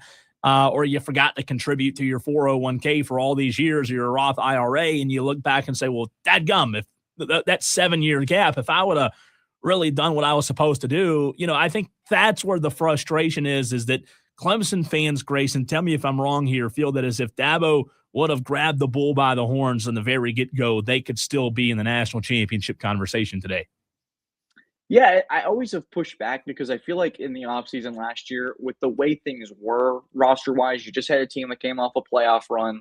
You had a Mhm. quarterback. You had pretty much everything set. So Yeah. I think that just nobody really developed, Cole, is the problem. I felt Clemson had a perfect offseason last year given the things that were set out for them. They got what they needed in the portal. it just didn't work out. And so that kind of changes things. I mean, hindsight is everything.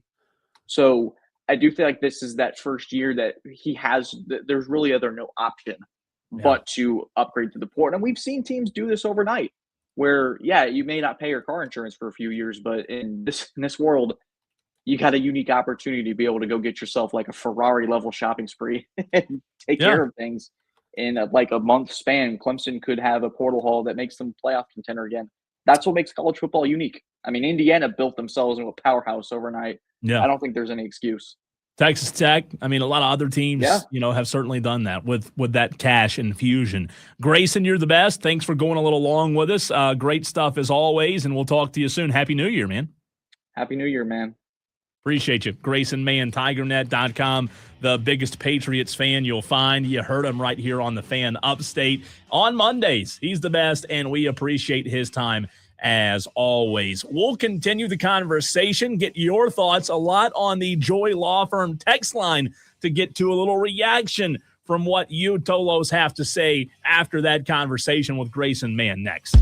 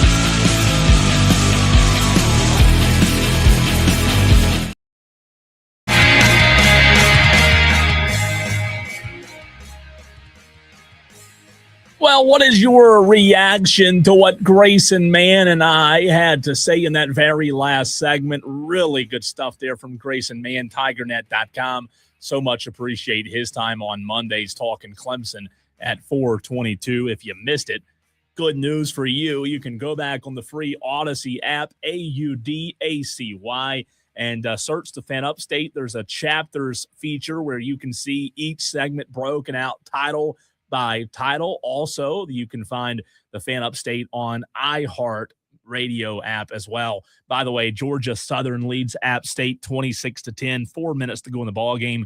This one pretty much looks wrapped up. And I tell you what, a lot of chippiness in this ball game here between Georgia Southern and App State, as you can imagine, right, being rivals. But the Georgia, that little rough in the kicker on a field goal by App State. That's what drew that flag. So Georgia Southern will line up and try to kick one more time with 4 minutes to go. Again, they lead 26-10, a 27-yard field goal attempt coming from Georgia Southern. If they make it, it'll be 29-10. Georgia Southern on top. Field goal is good, and that'll pretty much do it in the J-Lab Birmingham Bowl, whatever that means. Not really sure, but that's what it is. Texter gets in on the Joy Law Firm text line from 803 and says, if there aren't coaching changes and extreme portal additions, it won't be a disappointment. It'll be flat out unacceptable. Texter from the 802 or 803, also two different 803 numbers here. This text, I want to make sure. Yeah, different texter here says, Dabo, ... the game has passed him by. Longtime Clemson fan here, but I believe the game is passing Dabo by, and we are seeing the end of an era at Clemson. Yeah, I mean, look, I get the frustration. I really do. It's been tough, and it does seem as if Dabo Swinney's been a little bit stubborn in his ways, and we'll see if that changes. But to Grayson's point, like, there are major changes that are needed, not only on the coaching staff, but also like in the portal. They need to go out and get some guys. And I'm talking like immediate impact kind of guys. The depth's a problem as well. The lack of depth that we saw on Saturday, that's concerning. That's alarming. So we'll see. It'll be interesting. Well, Tolos, I've talked enough. 2 hours of nonstop conversation by me. It's your turn. Literally right now, at this very moment, I am hitting the unblock all button on the phone lines, and the phone lines are open. Several of you have called already, and I've told you to wait until 5 o'clock. It's Overreaction Monday, 844-326-3663. Let's load up the phone lines. I've got 3 overreactions as well. If I don't get to them, great. I'd rather hear from you, Tolos, but I've got 3, and I'll let you react to those. But Overreaction Monday, your sports overreaction. Don't be the Tolo that doesn't pick up the phone. Pick up the phone. Call the show again. 844-FAN-PHONE. That's FANFONE. Overreaction Monday next.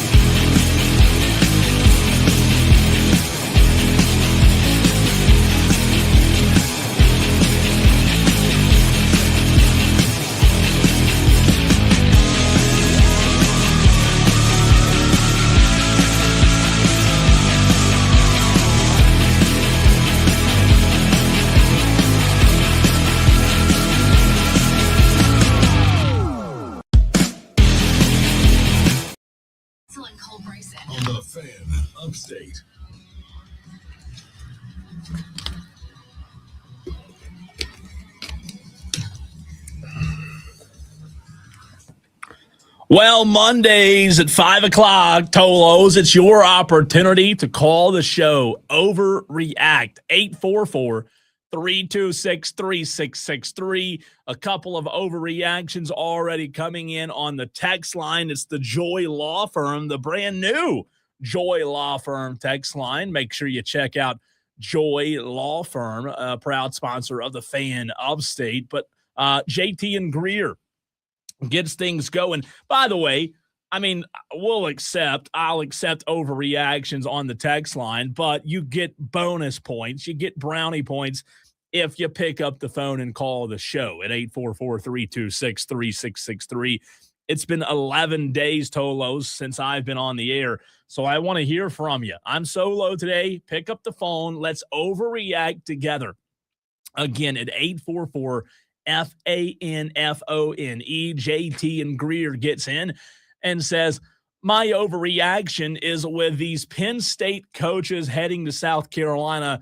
Clemson should brace for more of the same. So JT and Greer calling a shot saying, look, the Penn State coaches, two of them on staff, and they just beat Clemson. They're heading to Columbia, and JT and Greer cautioning Clemson fans saying, look here, and more of the same coming down the pipe in the future. What do you think about that, Clemson fans at 844-FAN-PHONE? I've got three overreactions before we get to the phone lines. And again, for the 166 Tolos watching the show, of course, you're invited to overreact as well. Want to hear from you. And let's see here. I will put the phone number on the stream. There you go. You can see it.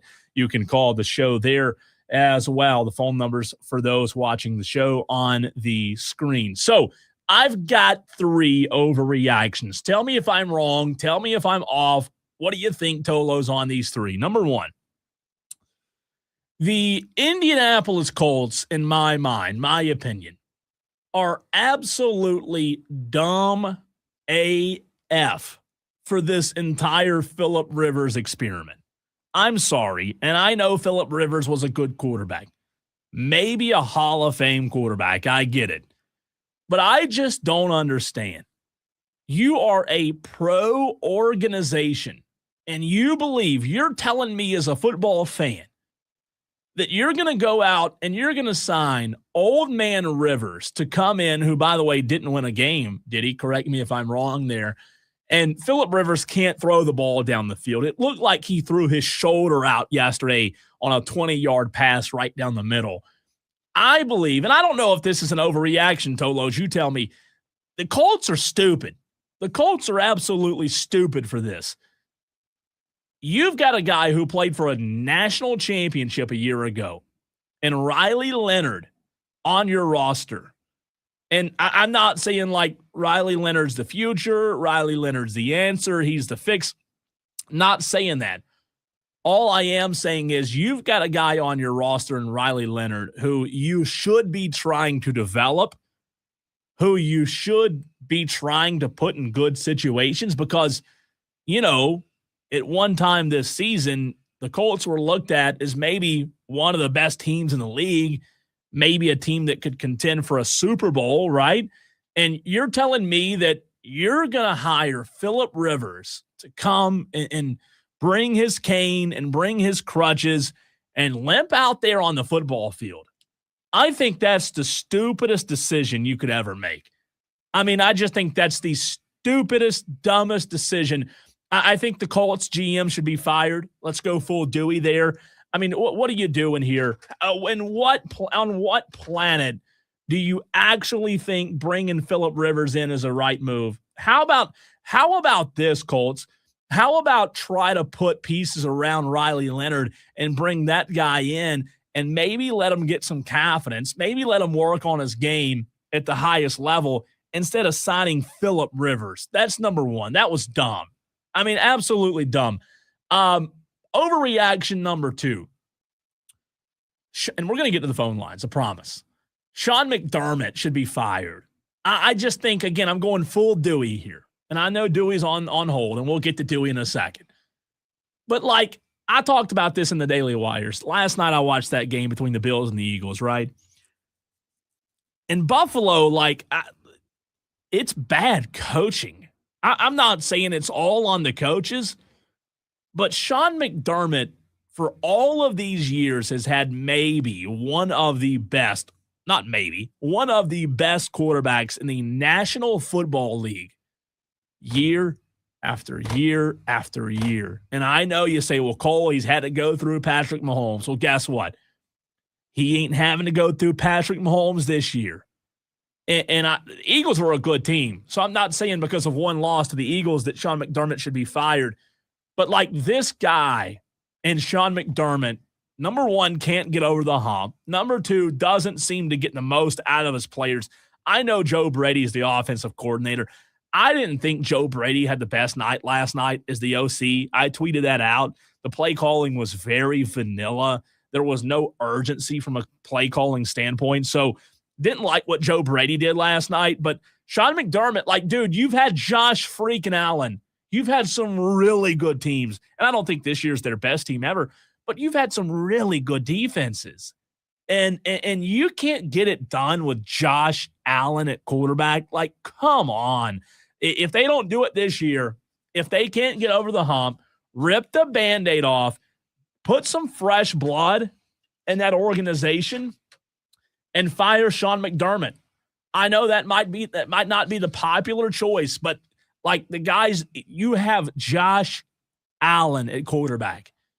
If you don't win a Super Bowl with Josh Allen, it will be one of the biggest bag fumbles in the history of the NFL, period. That's my second overreaction. Number three, and then we're going to get to the phones.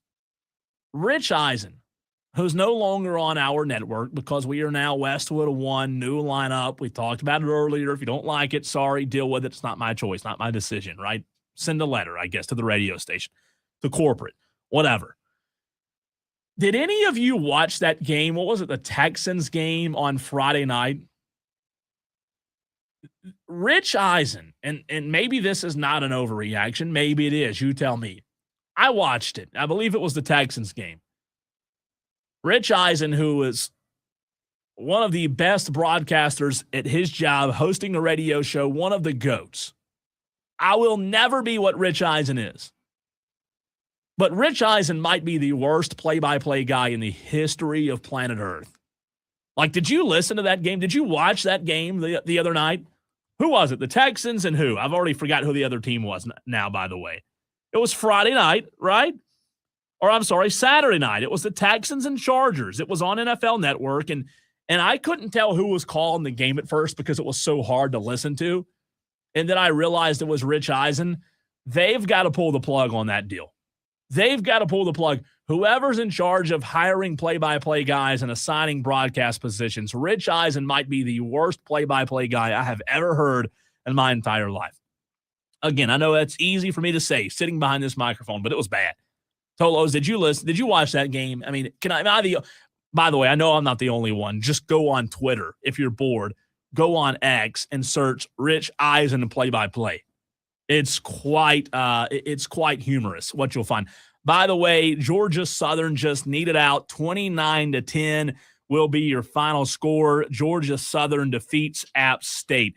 Let's go to the phone lines and kick off Overreaction Monday. Phone lines are open, 844-326-3663, 844-FANFONE, FANFONE. A couple of text messages coming in as well. First, let's go to Somerville. Tom in Somerville. What's up, Tom? Hey, guys. So my overreaction, and I think it was proven this weekend, there's somebody behind the scenes of the NFL making sure that these games go a certain way so that the final weekend of the regular season, all these games mean something. Because how in the world is it that you got all these games like the Buccaneers at Miami, you got the Steelers at Cleveland, and they just forget how to play football. But sure enough, if they lose, it sets up a game between two teams playing for a division championship next week. You're saying it's I rigged. I find it odd that it's happened for at least 3 times this weekend, and as soon as the games are over, you got ESPN sending out updates. Division showdown next week. Like, come on, you got to be a little bit more discreet. Well, Tom, let me burst your bubble here. Number one, appreciate you calling the show. But number two, hate to burst your bubble. I'm going to be that guy. This is what you get with the NFL. You get quality football down the stretch. It's not college where you have the most incredible regular season with the most disappointing ending because of a 3-week break and bowl games that are meaningless and college football playoff where you have, the deaf and blind JMU and Tulane getting in. NFL has it figured out. I hate to burst your bubble, but they just do. Well, that's a valid point, but I do want to get to something else. Okay.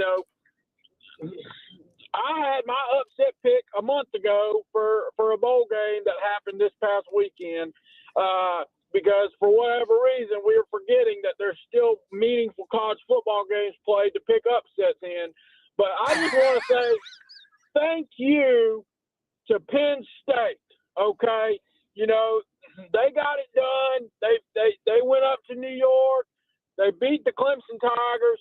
And I'll say this, what a disrespectful showing that was from the state of South Carolina's state champion to go up to New York and put that pathetic garbage on the field. I don't care how many players weren't available for Clemson. You're starting quarterback play and you're starting running back play. Yeah. And that was the most downright pathetic, disrespectful performance to show off for the state of South Carolina, and they just got bullied for 4 quarters.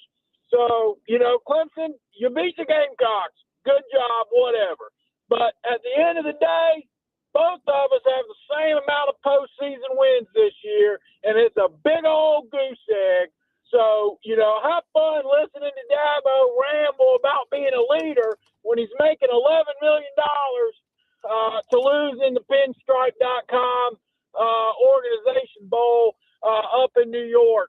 And, all these Clemson fans that want to hope for better years to come, Dabo ain't the man. And I hate to burst y'all's bubble there, but that man is as stubborn gets. And until he realizes that this is a new age of college football, recruiting from Daniel High School ain't going to get it done anymore.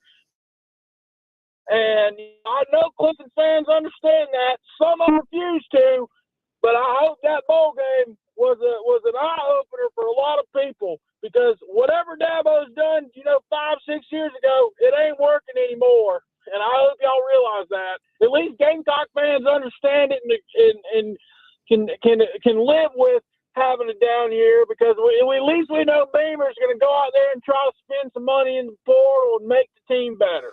Well, Tom, to your point, Katron Allen didn't play for Penn State, and Penn State had 34 players opt out. So it's not like, it was one team of opt-outs versus a fully loaded team. It was kind of equal. I would say that you're right. Clemson had an upper hand on paper, but on paper hadn't meant anything this year. Tom, as always, appreciate the phone call. Go Gamecocks. All right, let's go from Somerville to Greenville. Guy in Greenville wants to weigh in, overreact on this Overreaction Monday. What's up, Guy? Hey, I'm going to probably tick a lot of Clemson fans off. I'm giving Dabo a pass on that bowl game. I just finished watching it, and please hear me out. First off, Dabo didn't drop the ball all those times. Dabo, and I don't know who called that fake punt. Yeah. But also, you were talking about the bench. Did you watch the second quarter of the Alabama-Oklahoma game?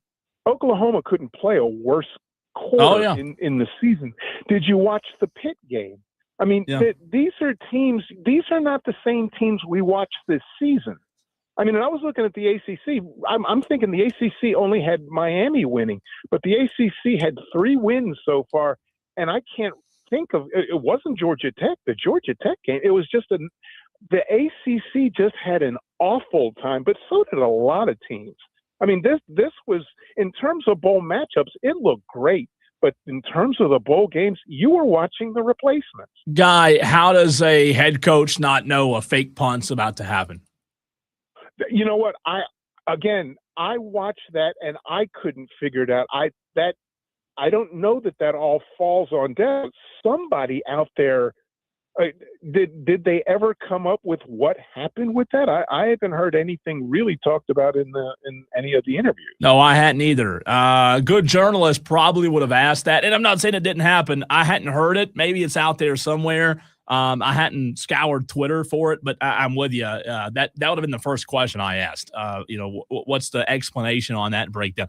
I mean, you're right. Brown had a lot of drops. I think they had 6 to 8 drops total. It was a lot of drops, but again, your starting quarterback played, and your starting running wide receiver back played, and the Penn State team you played against had 34 players opt out. So, I mean, we can make excuses, but one more excuse. Yeah.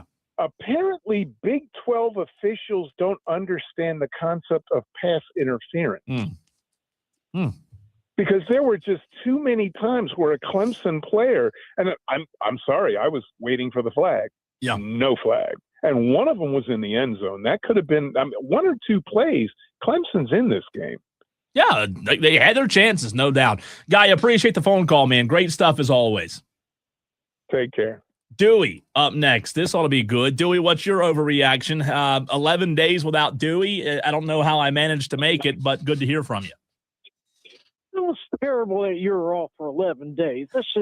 I wasn't off 11 days. There was the weekend, and then you had Christmas Eve, so I was off. I took PTO. I mean, you heard of PTO before, Dewey?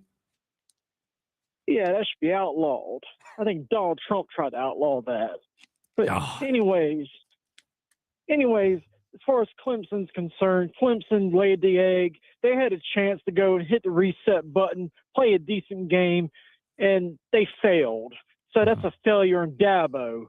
The failure in Cade. Cade's not going to the NFL. He's probably going to go to the practice squad, and then that'll be the end of him. And that's just probably the worst Clemson team in years. But Clemson, Dabo regime is over. And he only has like 1 or 2 more years. He's either going to retire or be forced out or be fired. One of them, but it's time for him to go.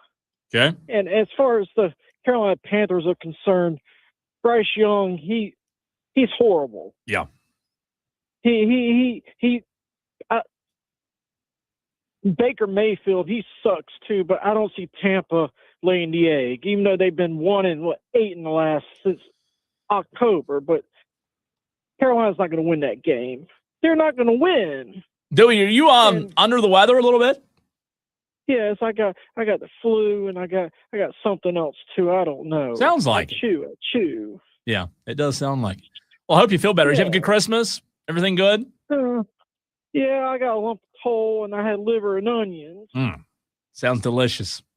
And as far as the college football playoffs are concerned, it's a travesty that James Madison team got to play in the Tulane. They embarrassed themselves. They embarrassed college football by that. That should have been Notre Dame sucks, but I'd rather have it would have been more competitive. Notre Dame would have played Oregon and Duke would have played Miami. I like it. Going out with a bang there, Dewey. Appreciate it. 844-326-3663. We've got one more, I believe, Madcraft, and it's going to have to be quick because we do have a guest coming up. Madcraft, is that you? It is. I guess better late. It's 5:20, Madcraft. This segment started at 5 p.m. You know, and you took our segment and spent the first 10 minutes talking about your stuff. But you could have called. You could have called the show. I'd have put you on.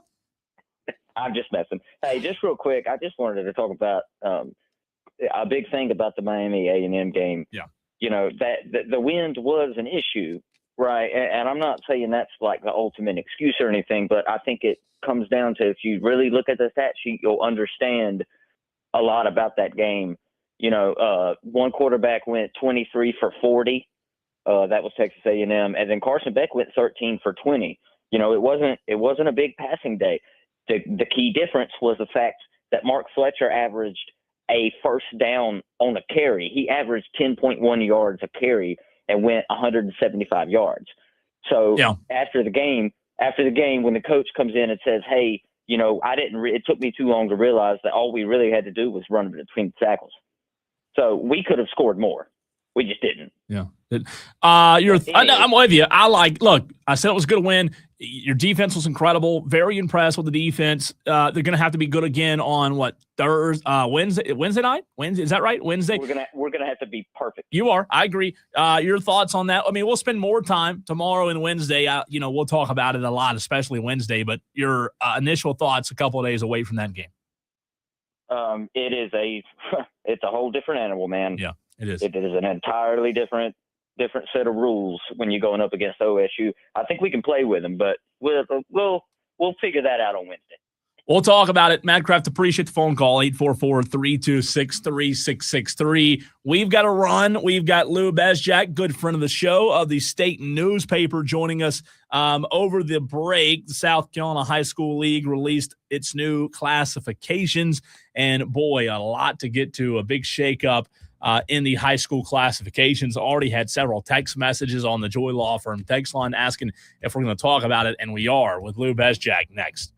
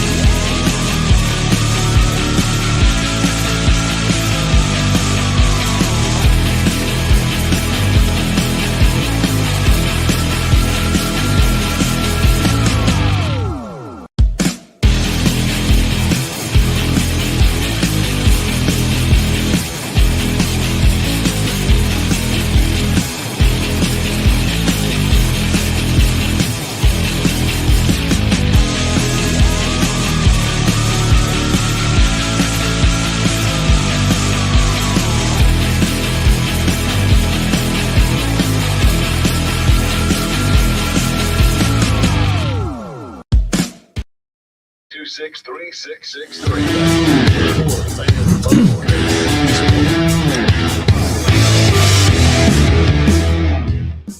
while I was away on my 11-day hiatus, I believe it was the Friday, the first day that I was off on my little vacation that I had, the South Carolina High School League released its realignment classifications.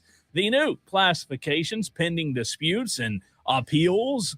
We will have new classifications for the 2026 school season as it happens every 2 years in South Carolina. To talk about it, we bring in Lou Bezjak of the state newspaper, who has his finger on the pulse of everything happening, especially with these new classifications. Lou, do you ever think we'll see a day where they expand it, that it's not every 2 years where we have new classifications? I think there's a good chance. I think there was talk the last time maybe to do every 3 or 4 years, and it kind of makes sense, especially with new high schools coming now and charter schools, more charter schools and that. So yeah, it could be. I think other states kind of do the same. Some states do every year, but I mean 2 years I think is a good sample size, and I think they could revisit maybe down the road, maybe do every 3 years, maybe every 4 years, just to kind of trying to keep the balance and the competitive balance, which is what it's there for, and then moving teams up and down, and then the multiplier also. Now this is the second time with the multiplier, and and it stayed at 3. There was talks about maybe moving it to 2, or I know some people, or more wishes. I think some ADs and that wanted it at 2 this time. So with the high school league doing this every 2 years, Lou, in your mind, is there a reasoning just because of the exponential growth in some areas? Yeah, the growth. Yeah, the growth, and the other way, schools losing. I mean, especially in like the Class A level and that. Yeah, I think it's both ways. Schools that are growing, and then areas that have seen their population and their school dip. We're joined by Lou Bezjak of the state newspaper. Lou, after the realignments were published, what was the biggest reaction that you saw online from high school football and high school sports fans in general? Someone in the regions now, they're like, I was wishing, I'm like, it's never happened like that. I'm like, I've been doing this for 20 plus years. I mean, they've never done it's all so you can get to appeals, and then I think they have in mind maybe some of the thing. Maybe I think Gaffney, where they are, Teohana 4A.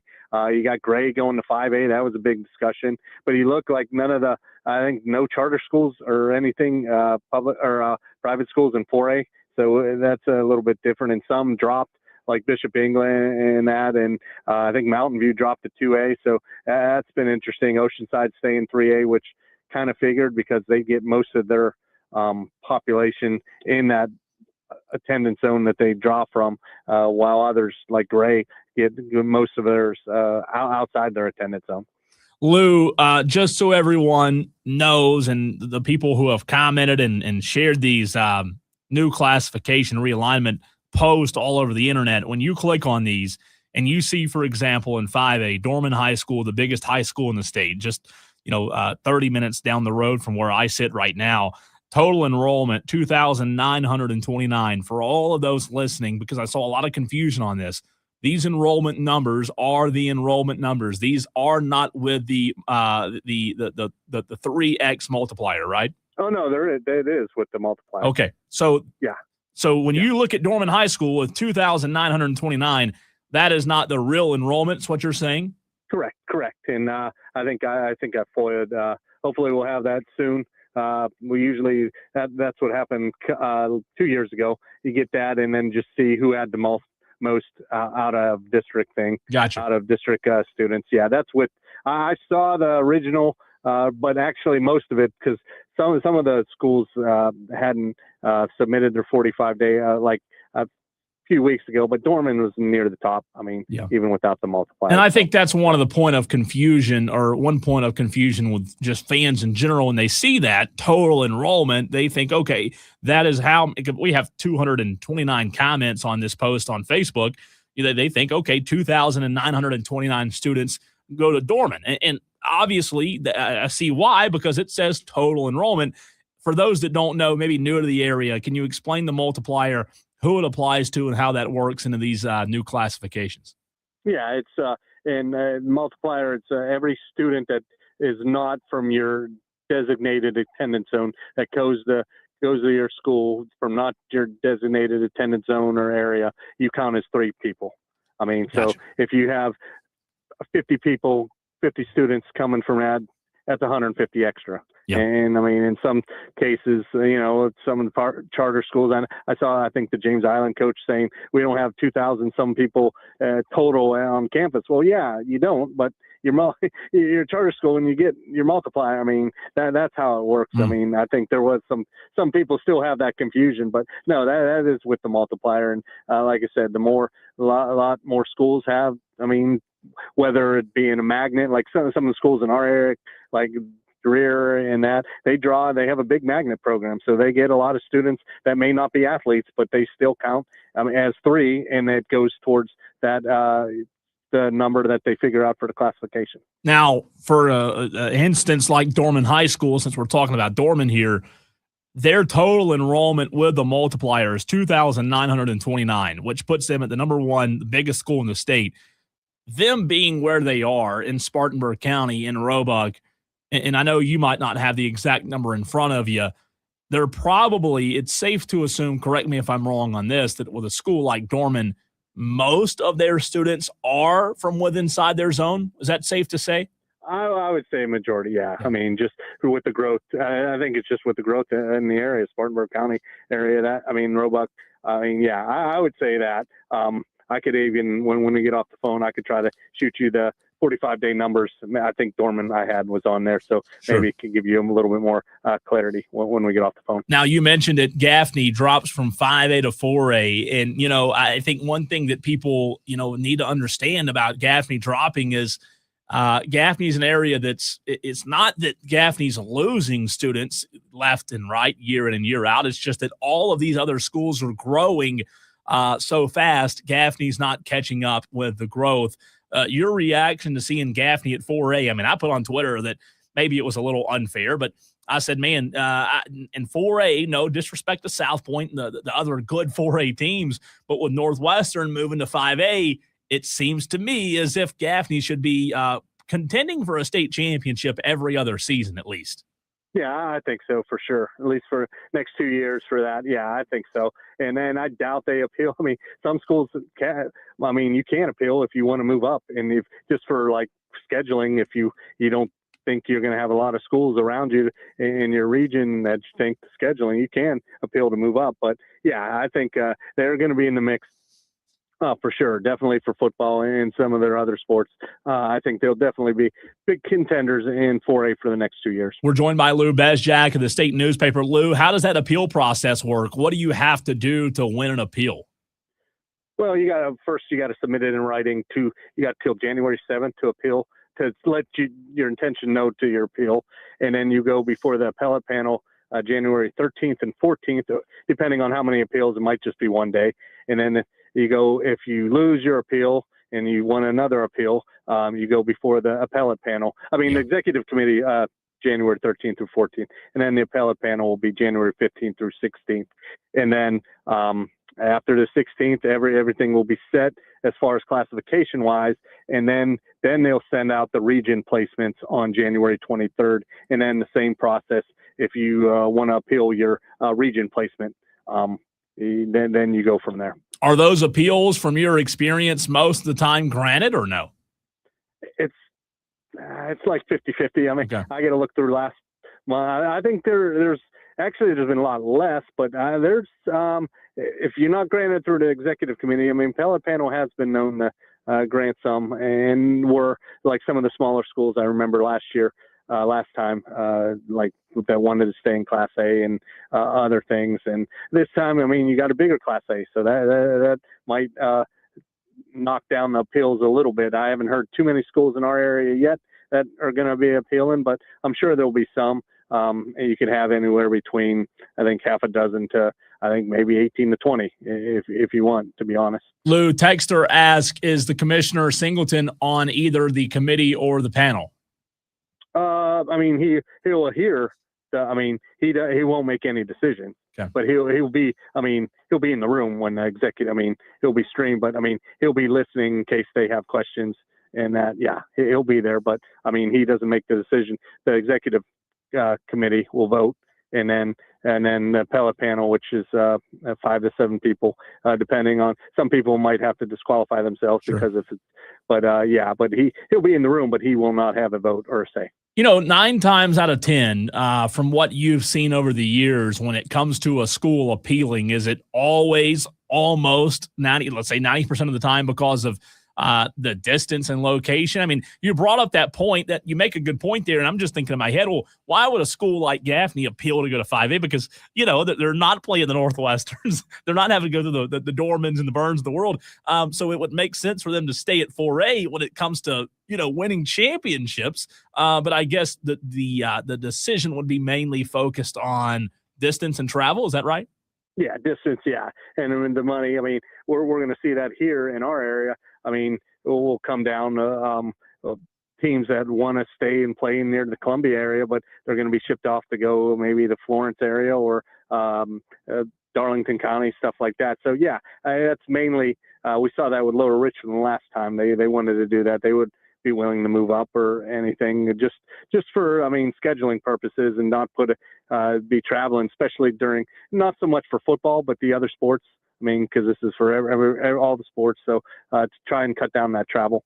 You mentioned the charter schools, Lou. What was your biggest takeaway with the charter schools? Some movement there with like Greer Middle College, 3A, Gray Collegiate. You mentioned Mountain View Prep as well. I believe Mountain View Prep now 2A, if I'm not mistaken. And that is correct. They are the 7th largest with a multiplier in 2A at 703. Your biggest takeaway on how the movement of the charter schools could affect, some of the public schools and who they might play down the road? Yeah, I think it's Gray definitely, just to see how it does during football. Because looking at it, I think they're going to be placed in the region with Dutch Fork, Chapin, White Knoll, River Bluff, Lexington. Most likely that region, maybe if you add in a couple other Midlands teams. So just to see, I think basketball, some of the sports they'll be fine, but just football wise, I think on a numbers perspective, they have only 30-some guys, but they're good players in that. Yeah. But I think on the numbers perspective, going up against the Dutch Fork, which has, you can dress. They have a lot, and they played them the last 2 years, so they kind of got a taste of it. Just to see that, I think Mountain View will continue to have success. Bishop England going down. I think they went down to 3A. Oceanside staying at 3A. I think that suits them pretty well. And then I think Gray. I think that private schools also kind of benefited.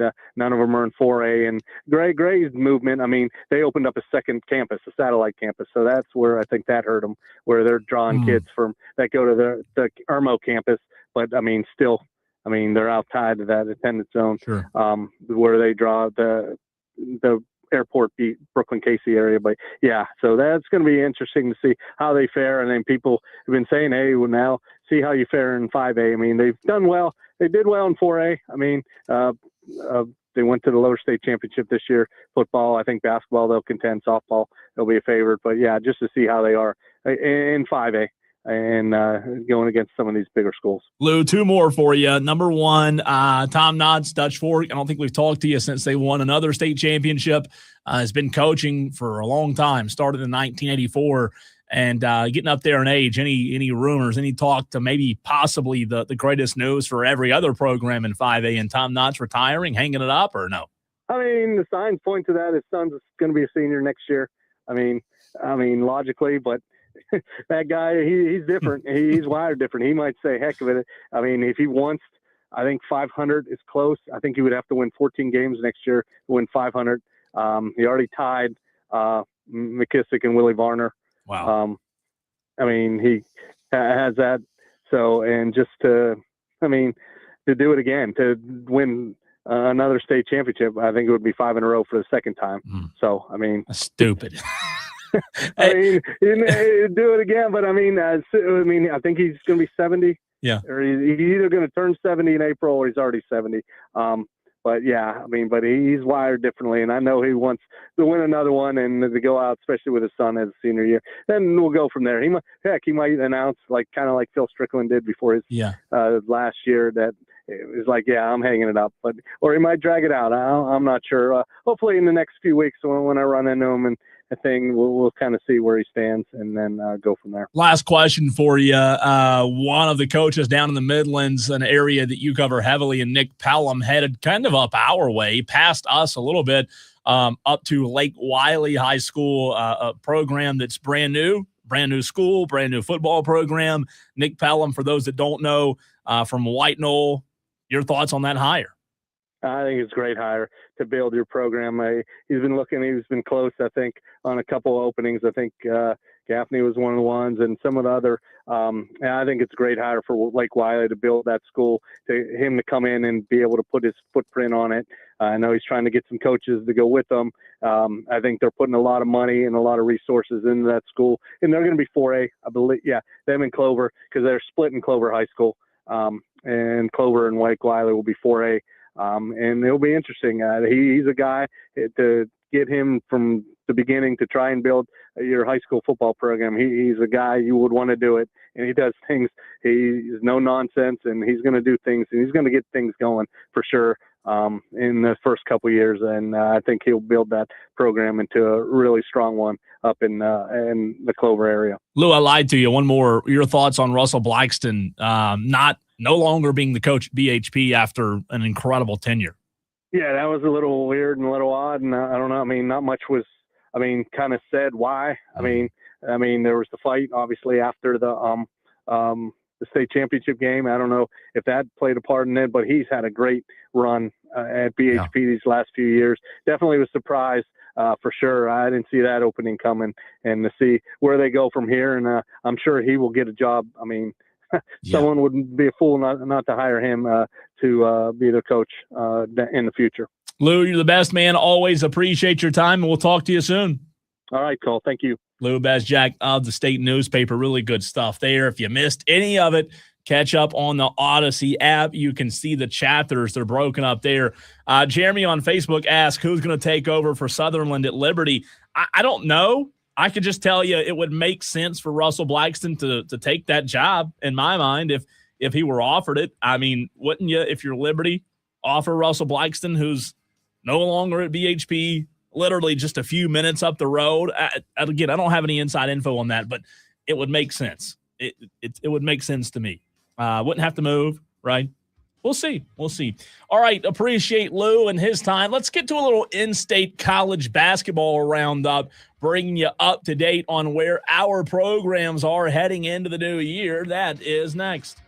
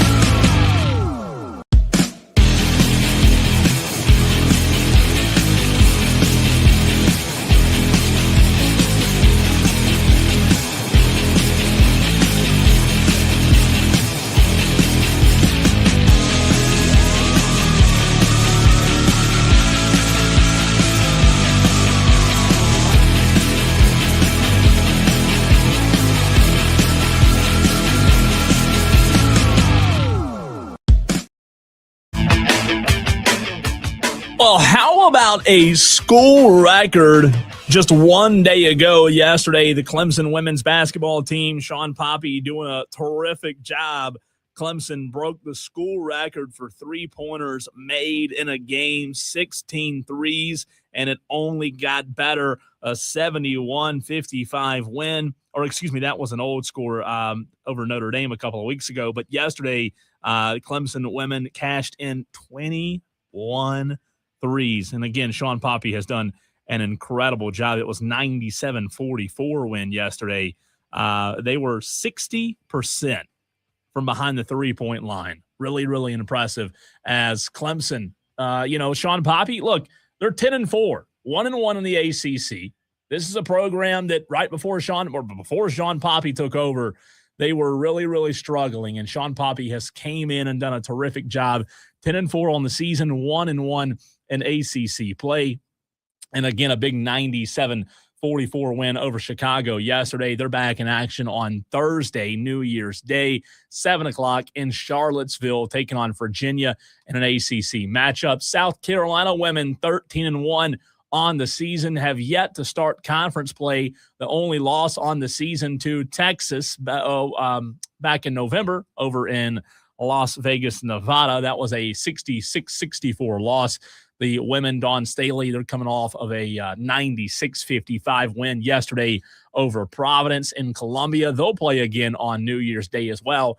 2 o'clock tip for them, South Carolina, Alabama, hosting Alabama in Columbia. That'll be a pretty packed environment, pretty packed atmosphere for Dawn Staley and her team. So we've got two women's team in state in Clemson and South Carolina, both doing really well. On the men's side of things, South Carolina men's 8-4 on the season. Again, they have yet to start conference play. They have 4 losses on the season to, let's see here. They lost to Butler, they lost to Northwestern, lost to Virginia Tech in overtime, and lost to Clemson a couple of weeks ago, 68-61. Last game for them was last Monday. It's been a week since they played. It was a 95-70 win over South Carolina State. They are back in action tomorrow against Albany in Colonial Life Arena in Columbia. 6 o'clock tip for the men in South Carolina. Gamecocks on the Clemson side of things, the Tigers 10-3 overall. Again, they have yet to start ACC play. Losses for them on the season to Alabama, BYU, and Georgetown, a 79-74 loss to Georgetown. Their last game was Cincinnati here in Greenville at the Well on December 21st, just a week ago, a 68-65 win over the Bearcats. Back in action on Wednesday of this week, New Year's Eve, Clemson, their first ACC game of the year against the Qs in the JMA Wireless Dome. Still feels weird with that name change, all these name changes. But Clemson at Syracuse this Wednesday, 2 o'clock tip, ACC play beginning for Clemson. And in South Carolina, they've got Albany before they begin SEC play this Saturday. And boy, it gets tough for South Carolina. They're hosting Vanderbilt in the very first game of the year before they play LSU, Georgia, Arkansas, and Auburn to open up SEC play. Those are the first 5 games for the Gamecocks in SEC play. So a lot of good stuff there. Both women's team, though, I mean, they're rocking and rolling. Dawn Staley, no surprise there. South Carolina, 13-1. But again, just so much credit to Sean Poppy, 10-4 overall, 1-1 in conference play. They did have one game back against UL Monroe in late November, postponed. The only loss to Michigan State and then Alabama right there toward the end of the month. And then in conference play, did I say that right? They have one conference loss. Yes, against Louisville back in, mid-November. So it'll be fun to see, man. These two women's teams are really good.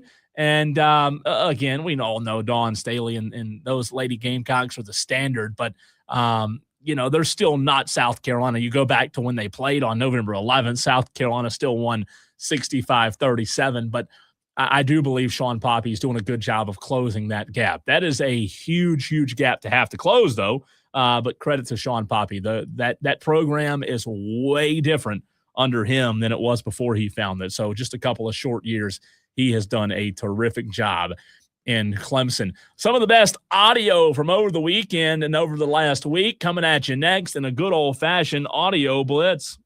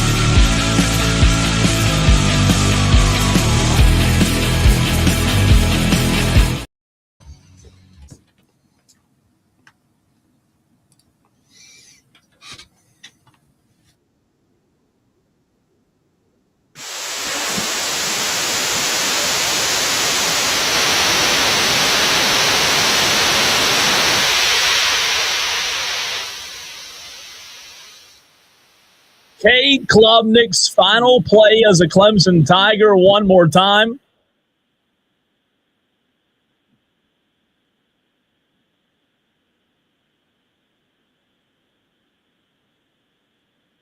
Not a great way to go out. Final score 22 to 10.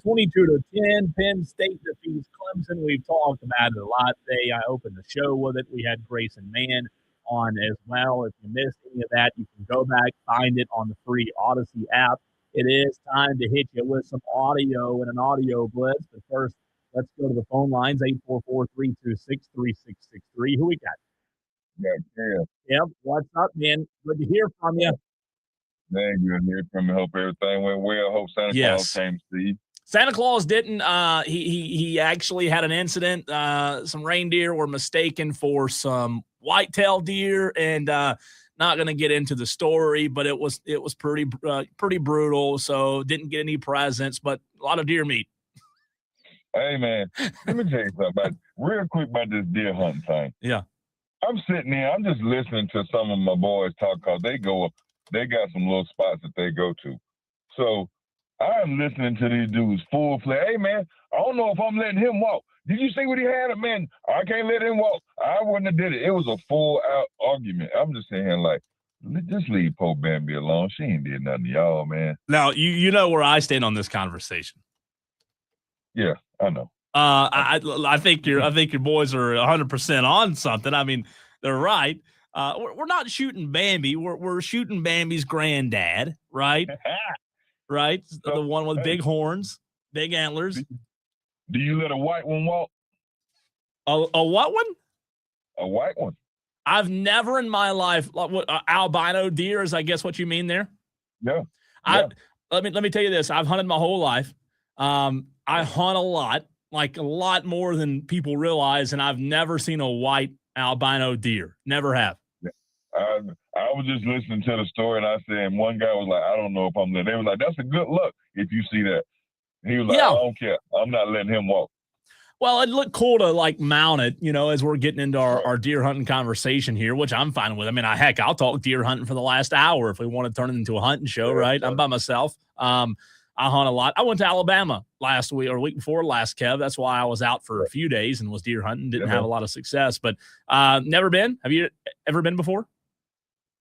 Well, see, I don't know if I like to get up early, but I don't know if I can sit that high in a tree and just sit there and wait and be like, hey, there he is. Patience.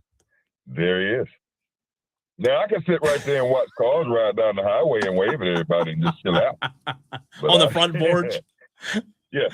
Hey, now, if you got some meat for me now, I come holler at you, but I don't know if I'm going to sit and watch. I love it. The patience isn't there. What do you got, man? What's your biggest takeaway sports-wise on what happened over the past 10 days? So, Gamecock and Clemson fans don't talk some junk, right? So this could go either way. Like, Clemson fans is like, hey, at least we made a bowl game. All right, thanks, South Carolina fans is like, y'all should have stayed at the house the way y'all played. So, hey, like, that's just fun talk for the year to go ahead and get that one started. Yeah. But I tell you what, 15 degrees, to tighten up, put on the right clothes, and go out here and have fun. Just knock somebody over, run the ball all game long. I don't know, man. I don't know that I'm buying this cold weather excuse that I've seen a couple of times. Like, it's hard to play in the cold. You play in cold weather. It ain't like Clemson sit down here in sunny weather all year long. What's your name? So stop it. Like, but see, that's everybody playing that finesse game of football now. No, I'm with you. I want to catch the screen. I want to know I don't want to catch nothing in this doggone weather here. Well, my whole thing is like Penn State's playing in the cold too. You know what I mean? Like, I don't know. Maybe I'm just, I don't buy it. Hey, and you know what? You also, this whole cold weather bull crap thing, like you ran the ball for 43 yards. You having no run game, Kev, has nothing to do with cold weather. I'm sorry. It doesn't. No, not at all. 43 total offensive yards on the ground. On the ground. Okay. Mm-hmm. Listen, that's like saying, like looking at Alabama without a running game, Clemson without a running game. That lets you know we need to get some things together. Yeah. Because that's sad to see a Clemson team and an Alabama team without a running game. I know. What do you think on Dabo, man? What do you think? Now, if you think about it realistically, like this is the first bad year in what, since 2008, 2009, right? Yeah, but you've seen slippage since 2020. You've seen it. Now they're the hard head ones down there that don't want. We develop down here in Clemson. We get the guys in. No, you better start tapping in. There's like the quarterback for North Texas. Yeah, he wants to go somewhere. He want to go somewhere and play. Yeah. Guess what? Clemson, holler at him. You need a QB right now. Mm-hmm. Yeah, and their running back just hit the portal today too. North Texas running back. He's a beast. See what I'm saying? Like there's two guys right there from the same. And matter of fact, the offensive guard, both guard, they all want to go as a package deal, right? Yeah. So hey, Clemson, you didn't have a running game, so guess what? You need some linemen too. You need some dogs up front that's gonna move. And you got two guys already that wants to go with their quarterback. Oh yeah, we go. Come on. I'm with you. Sounds great. It's just a matter of will Dabo do it, right? He ain't gonna do it. You know, he's stubborn as a mule, man. He is. So good face guy, but he's stubborn as a mule. Yeah, I'm with you. Yeah. Kev, thanks for the call, man. Appreciate you. Yeah, man. Let's go to, I believe, Bama Springer. Is that right? Merry Christmas, Cole. Merry late Christmas. How are you, man? I'm doing fine. How was the great state of Alabama, my friend? It was not good. I went on a deer hunting trip, and by the way, didn't mean to hang up on you. I'm by myself today, it's so okay. It's I'm okay. Like, you're yeah, running the whole thing. I'm running the whole thing. You know, holding the freaking satellite, on top of the building, right? Bama guy, Bama Springer. Listen. I went to a very rural part of Alabama. I doubt you've ever even heard of it. Tell me where it was, and I'll tell you if I know where it was at. All right. Are you from there? Yes, sir. Born and raised. What part? On the Gulf Coast, but I hunted up toward the Black Belt when it was time to the kill Black big Belt. deer. The Black Belt's that's where you go. Let's see here. All right. Ready? Camp Hill, Alabama. Okay. What county was it in? Is that Dadeville or no? Yes. Is that Dadeville? Maybe. No, you've heard of it? Yeah, it's nothing but woods as far as you can see. That's right. It is. BFE. And the weather was warm for you. It was warm, too warm for deer hunting, kind of slow. I know, but that's what you get in Alabama in December. Okay, yeah, that's right. Anyway, hey man, you and Diesel do a great job. I mean, you picked freaking Alabama to lose. I know. Freaking Diesel, and I was going with Diesel. I don't know what they're going to do against Indiana. They could win. I don't know, but hey, man, look, don't let nobody give you no hard time about killing no gosh dang deer. If you got tags for them, that's right. Put them in the freezer. That's right. Stack them up, baby. If it's brown, it's down, right? Hey, listen, and stack them. I love it. Let me ask you this. All kidding aside, that Bama-Oklahoma game, I'm with you. I mean, I did pick Oklahoma, first half Oklahoma. I mean, I thought they were going to blow the doors off of them, but second half, I mean, you could argue that second half was the best Bama we've seen all year, right? You want to hear a sad thing, Cole? Yeah. I went to bed at halftime. No, you didn't. I fell asleep, and I had to watch it the second half on ESPNU on Saturday morning. My wife told me when I got up at 7 o'clock, she said, Alabama won. I was like, oh, really? No way. No way. I'm not kidding. I'm making it up. How about that? I'm an old man, and I go to bed early. But anyway. By the way, Bama Springer, I'm literally trying to get this online. Breaking news, and I'm doing a million things at once, so you're going to be the first to react to it. From David Hood, Clemson has fired offensive coordinator Garrett Riley and safety coach Mickey Kahn. How about that? Breaking news. Hey, man, look, I like Dabo, but Dabo's got to go with the changes that's going on in the college football world. If he don't, it's going to be rough on him, and that's just how it is now. No doubt. I don't like it, but that's how it is now, Cole. You know it. I know it. Diesel knows it. Everybody knows it. You got to stay up. Yep, you do. Hey, Bama Springer, appreciate the phone call. Would love to hear from you more often, man. Appreciate Happy you. New Year, man. Happy New Year. Appreciate you, man. All right, so we had a audio blitz planned for this segment. That's not going to happen, I don't think. We might have time for a little bit of audio, but breaking news on this Monday. Grayson, man of TigerNet, talked about it literally 2 hours ago, and David Hood is reporting of TigerNet.com that Clemson has parted ways with offensive coordinator Garrett Riley and safety coach Mickey Kahn. More to come, also, says David Hood. So parted ways. You can make it sound cute if you would like to, but parted ways means they've both been canned. I was very high on Mickey Kahn being canned. I've said all season that Mickey Kahn needed to be fired. I know that's brutal to hear somebody say that, but Mickey Kahn has been on the chopping block for a while now. Good to see that. Also, and again, these guys are fine. They're making millions. They're going to be. Don't yell at me saying, Cole, don't ever celebrate somebody being fired. They're fine. Grayson, man of TigerNet, has it right now as well. Clemson has announced offensive coordinator Garrett Riley, safety coach Mickey Kahn will not return in 2026. Nobody's using the F word for fire, but that's basically what it is. So breaking news on this Monday evening. Would love to hear a reaction from Clemson fans at 844-326-3663. Texter asking about the fight, if there was any punishment from BHP and Oceanside. Not that I know of, so I will obviously get back to you if I hear anything on that, Texter.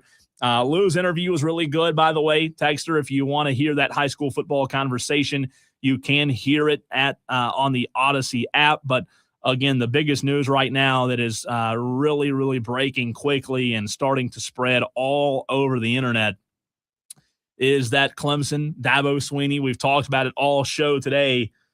He's making some moves. Clemson has parted ways with Garrett Riley and Mickey Kahn. Those are the only two at this very moment. But David Hood did say in the tweet that there is more to come. So obviously that's something that we'll continue to monitor. And I don't know. We had Grayson Mann on, and David Hood reporting that literally just moments ago. And let's see. Here's a statement now coming out. Dabo Swinney's statement. And this is all coming in at literally in the last few seconds. Grayson Mann of TigerNet and David Hood of TigerNet all over it. You can follow them on Twitter. We've also posted it online on our Facebook page as well. Here is Dabo Swinney's statement on the decision to move on from Garrett Riley. In real time, it was just tweeted out. I'll read it to you on air. This comes from Dabo Swinney himself. I just want to thank Garrett for all that he did for us here at Clemson and leading us and helping us secure another ACC championship in 2024 and get us back to the college football playoff that year.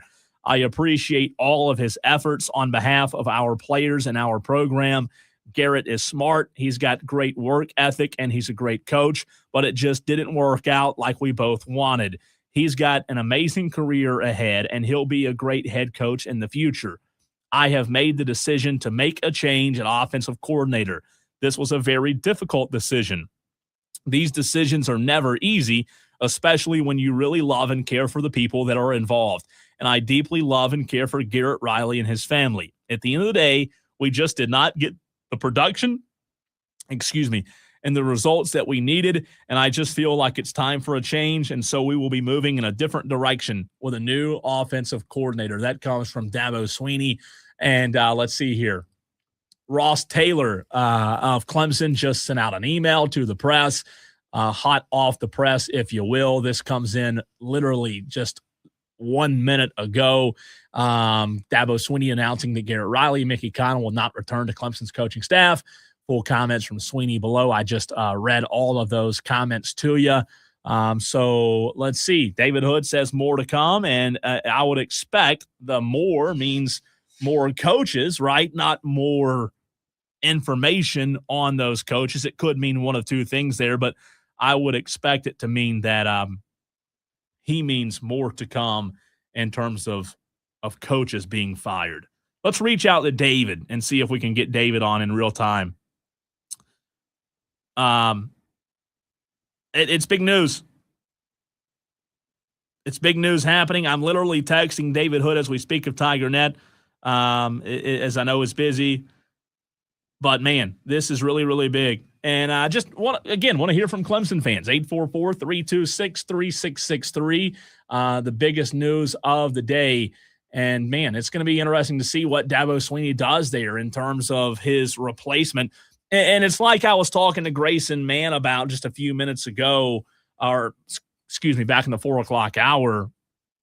on this timeline, I was envisioning something happening tonight or tomorrow because the portal opens on the 2nd, which is Friday, right?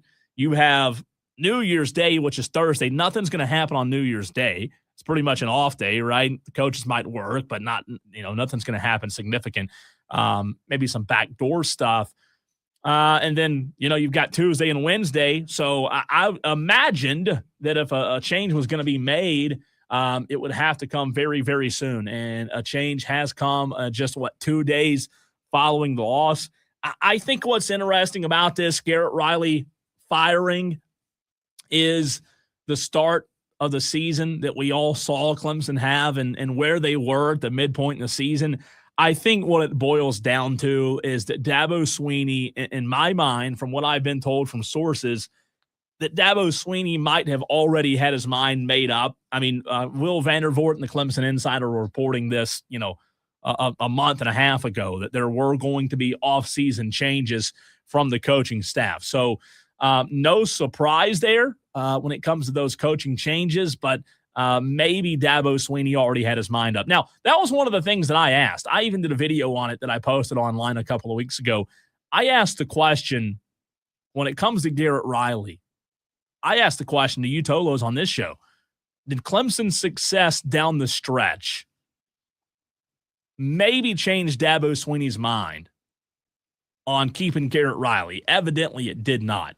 Evidently, it did not change his mind whatsoever. So I think that's interesting. Obviously, we'll have a new offensive coordinator introduced very, very soon. But I think the biggest question is now for Clemson and Dabo Swinney, who do you go get? Who do you go get? And I think there are a lot of people, a lot of Clemson fans who are very, very excited about that. And as they should be. Again, not trying to be just a total jerk move here. But the reality of it is these guys are A-okay. They're making millions of dollars. They're going to be fine.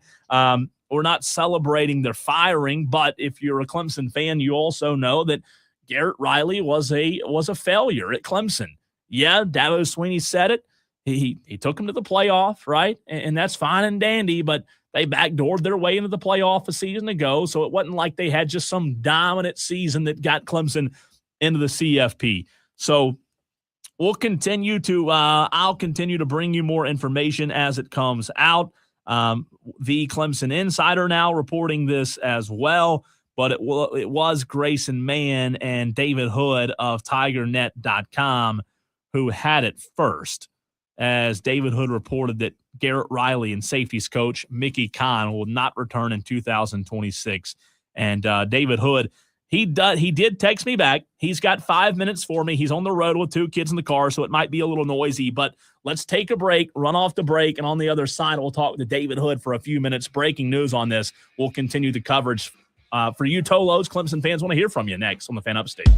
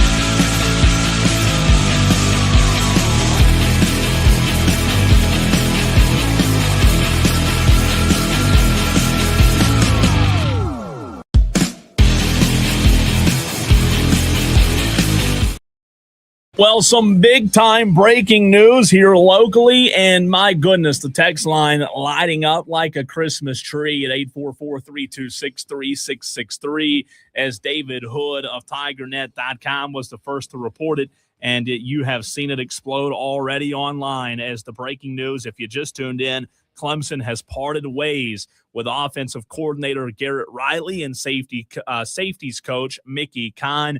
And David also puts at the end of the tweet, more to come. David, I know you're driving. Appreciate you appreciate you taking a few minutes to hop on with me to talk more about this big news. First of all, your instant reaction.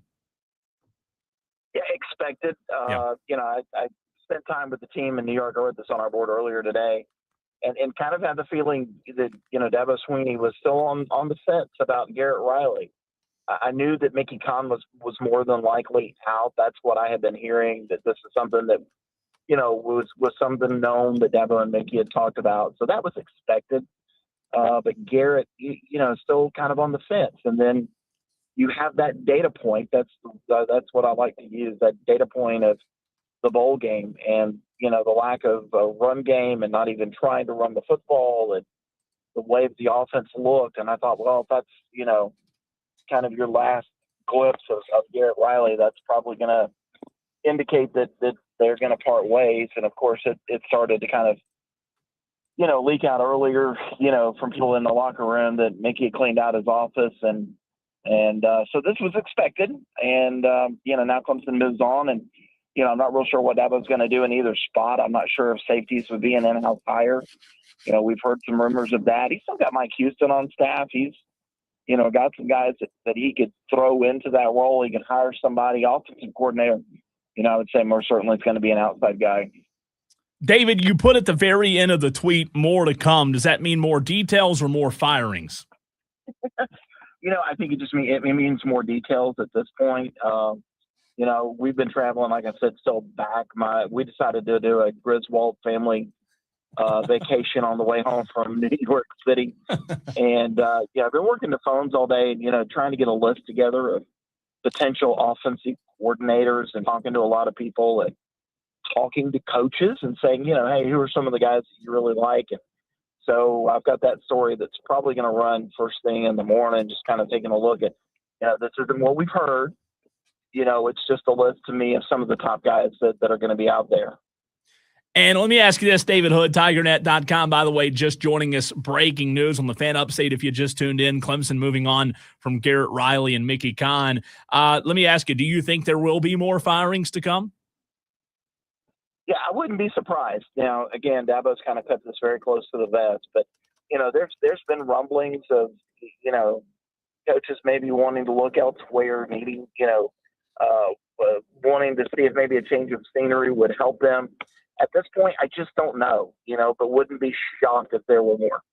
Do you think the inability for Garrett Riley to be hired in the past month had any sway on Dabo's decision as to whether or not he was going to keep him or get rid of him? Yeah, I don't think so. I think that, both Dabo and the people at Clemson really wanted Garrett to get that job at Coastal Carolina. And then, some factors kind of came into play there as far as money and, some of the, guys that they were looking at, they really wanted somebody who had been a head coach before. I think Garrett was really in the running there, but, I think Dabo's just really doing kind of what Dabo does, and that's just take his time, reflect, and, he kind of came home, and it's been a couple of days since the ball game, and he decided to pull the trigger. It's really interesting, man. And, I asked you about Garrett Riley interviewing at some other jobs. Do you think in your mind Garrett Riley's success down the stretch with this Clemson offense, and use success lightly, right, compared to what they were earlier in the season, they were a success, them winning some games toward the end. Do you think that maybe made it hard on the part of Dabo? Yeah, I think it did. I think it gave him a lot to think about, because there's some things that you have to think about there that, Clemson all of a sudden suffered a rash of injuries along the offensive line. There really wasn't that big time running back to speak of. I thought Adam Randall did a good job, probably as good as he could have done. But you get Wesco, he goes out, they're fighting injuries, and the team still finds a way to kind of score points. But, Cade Klubnik didn't have a touchdown pass after that game against Florida State. And, then the offense to me just kind of got stuck again.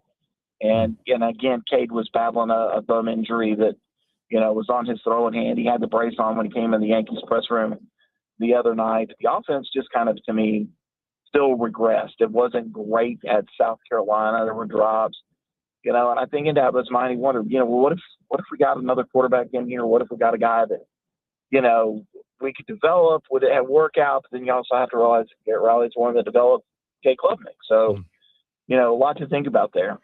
David, do you believe there's any truth to Dabo having this already decided in his head months ago after Clemson's putrid start that he was going to move on from Garrett? I do not. I don't. I just, from everybody that I have talked to, and again, spending time up there, I think he was really still on the fence, as recently as the game Saturday. I really do. I don't think this was something that, he had decided to move on.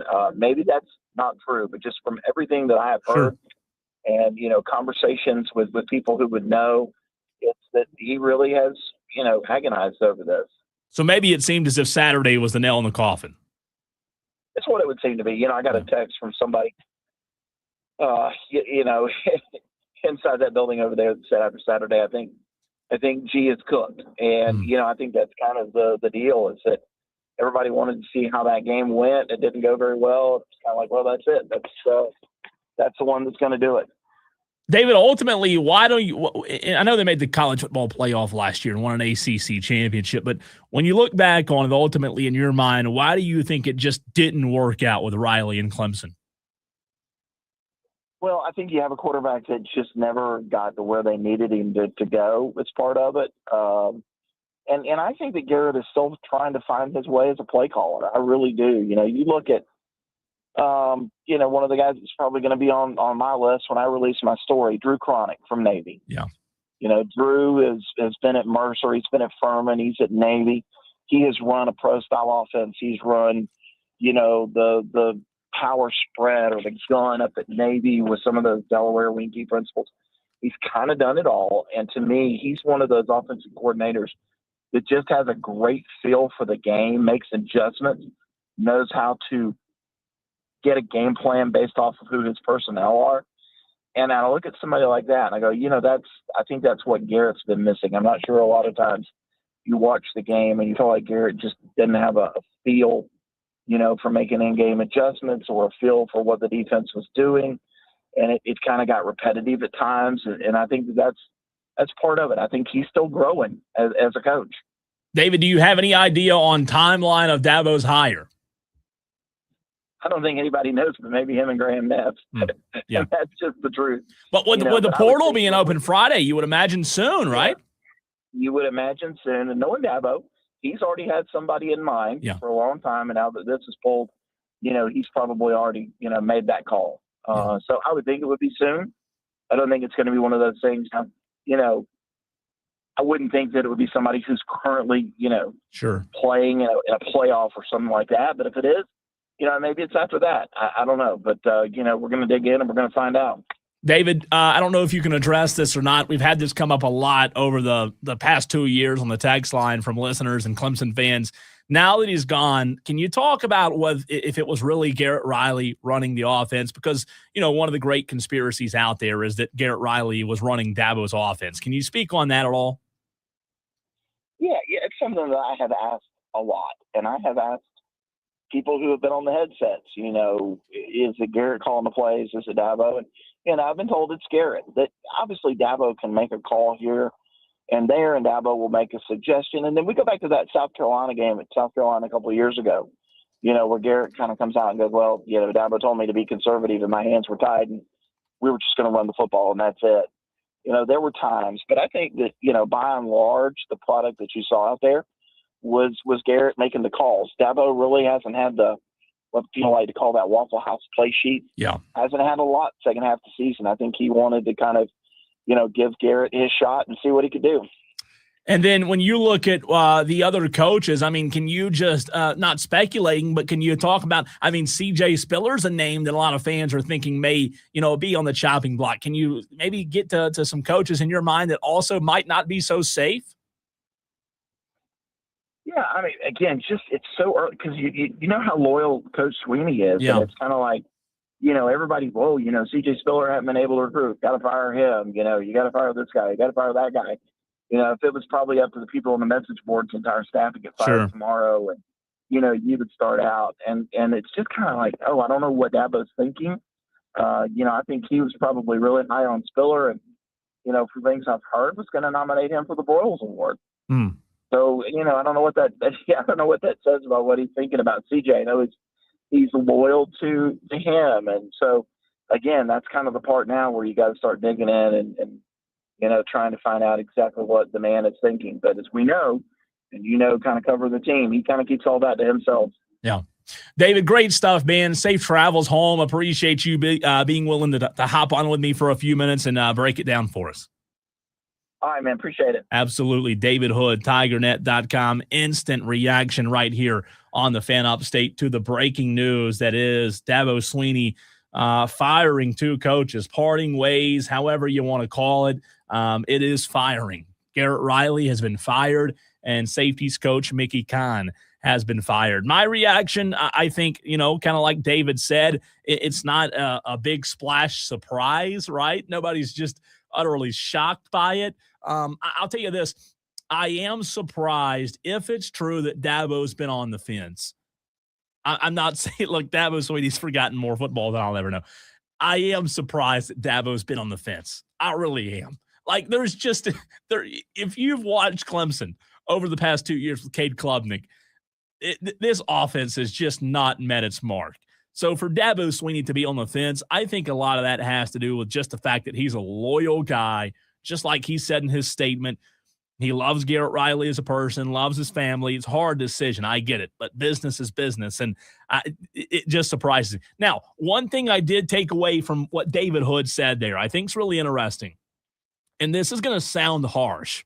It is. I'll preface by saying this is going to sound very harsh, but David Hood and I just had this conversation just a couple of minutes ago, and if you missed that interview, you can go back on the free Odyssey app and find it there. Cade Klubnik essentially is to blame for the firing of Garrett Riley. That sounds harsh, right? But you heard David say it in that interview. Cade Klubnik not being able to progress to a certain level of quarterback essentially is what got Garrett Riley fired. And I know if you're a Clemson fan listening, that is going to upset you. I totally get it. Maybe it should. That is a harsh reality. And you know what? If somebody, if Cade Klubnik heard that, he would probably be real upset because, it's hard to put a firing on a quarterback. But sometimes you just have to point out the reality of situations. And the reality is David Hood, what he said right there, David Hood's 100% right. He's 100% right. He is. If that's a harsh truth, if that's a harsh reality, fine. But Cade Klubnik is responsible for this. And that's not like Cade's fault, but if Cade would have developed as a better quarterback, you're probably not having these conversations. But guess what? Quarterback and OC go hand in hand. They're tandem, right? And you talk about a quarterback directly affecting the OC and the OC directly affecting the quarterback. If Cade Klubnik were still around, I mean, there would have to be a move made where Cade Klubnik's no longer the quarterback. Somebody had to get fired, and it was Garrett Riley because Cade Klubnik – was Garrett Riley perfect? No. I just said it a minute ago. We saw this coming. He was not good. It just never worked at Clemson for whatever reason. It never worked. But Cade Klubnik not being able to elevate his game – I think David Hood is 100% right. It hurt him. It really did. And that's tough. It sounds awful to say, right? But at the end of the day, you have to make these kind of decisions. And Dabo Swinney, he made it. And kudos to him, credit to him for making this tough decision to move on from Garrett Riley and safeties coach Mickey Kahn. So, man, really big news on this Monday. Obviously, we'll talk about it more tomorrow and continue to break it down the rest of the week and see who Dabo Swinney goes after. I agree with what David Hood said. He probably already has a guy in mind, probably already has a guy who's committed, right? he probably already has the next OC. It just has not been announced yet. So we'll continue the conversation. Final segment of the show next.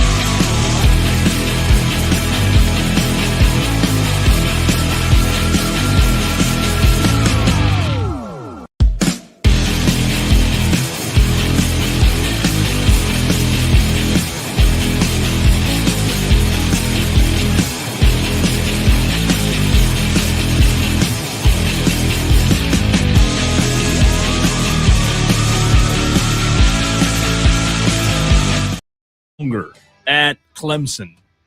A lot to get into. A lot of reaction on the text line. Texter says, Dabo doesn't call plays. He recruits players and coaches, so everything. Dabo fires someone. He just points out his lack of recruiting as far as coaches go. It was Dabo's hire, says the texter, so firing him is just passing the buck. Interesting stuff. Really interesting stuff. We'll see if there are more to come, but it's something that we all saw coming. Again, what it all boils down to is this was a team with national championship expectations, right? A team with national championship expectations that 90% of the media, 90% of the talking heads had playing for a national championship. They just did, at least contending for a national championship. And the reality is, whether it's on Cade Klubnik or whether it's on Garrett Riley, both are to blame in this situation. Both are to blame in this scenario. Clemson couldn't get it done. Was Cade Klubnik part of the reason? Yes. Was Garrett Riley? I mean, I'm telling you, I watched every game. Yes, he was part of the reason. I don't know why, and I've talked about this with friends of mine. I don't know why it seemed as if one of the things that I watched with Cade Klubnik and his time at Clemson was whenever it seemed like Cade Klubnik was in a hurry-up style offense, a 2-minute offense, Cade Klubnik was fantastic. It just – maybe I'm off on that. Maybe Dabo Swinney would tell me I'm a complete idiot on that, and maybe so. Maybe that's the case. But it seemed as if anytime they were in that hurry-up, no-huddle, 2-minute drill kind of offense, Cade was on it. He was on it. That's the way it felt. I remember the first time I saw Cade Klubnik in that situation was the bowl game his first year against Kentucky. They were down. They came back. 2-minute offense, up-tempo. Cade Klubnik looked fantastic in the second half of that game, right? They came back and won the game, and it just felt as if anytime it was a hurry-up offense, that guy was balling out. I don't know why they didn't do that more. I don't know if it was an offensive philosophy ordeal. I don't know. All I can tell you is things didn't work.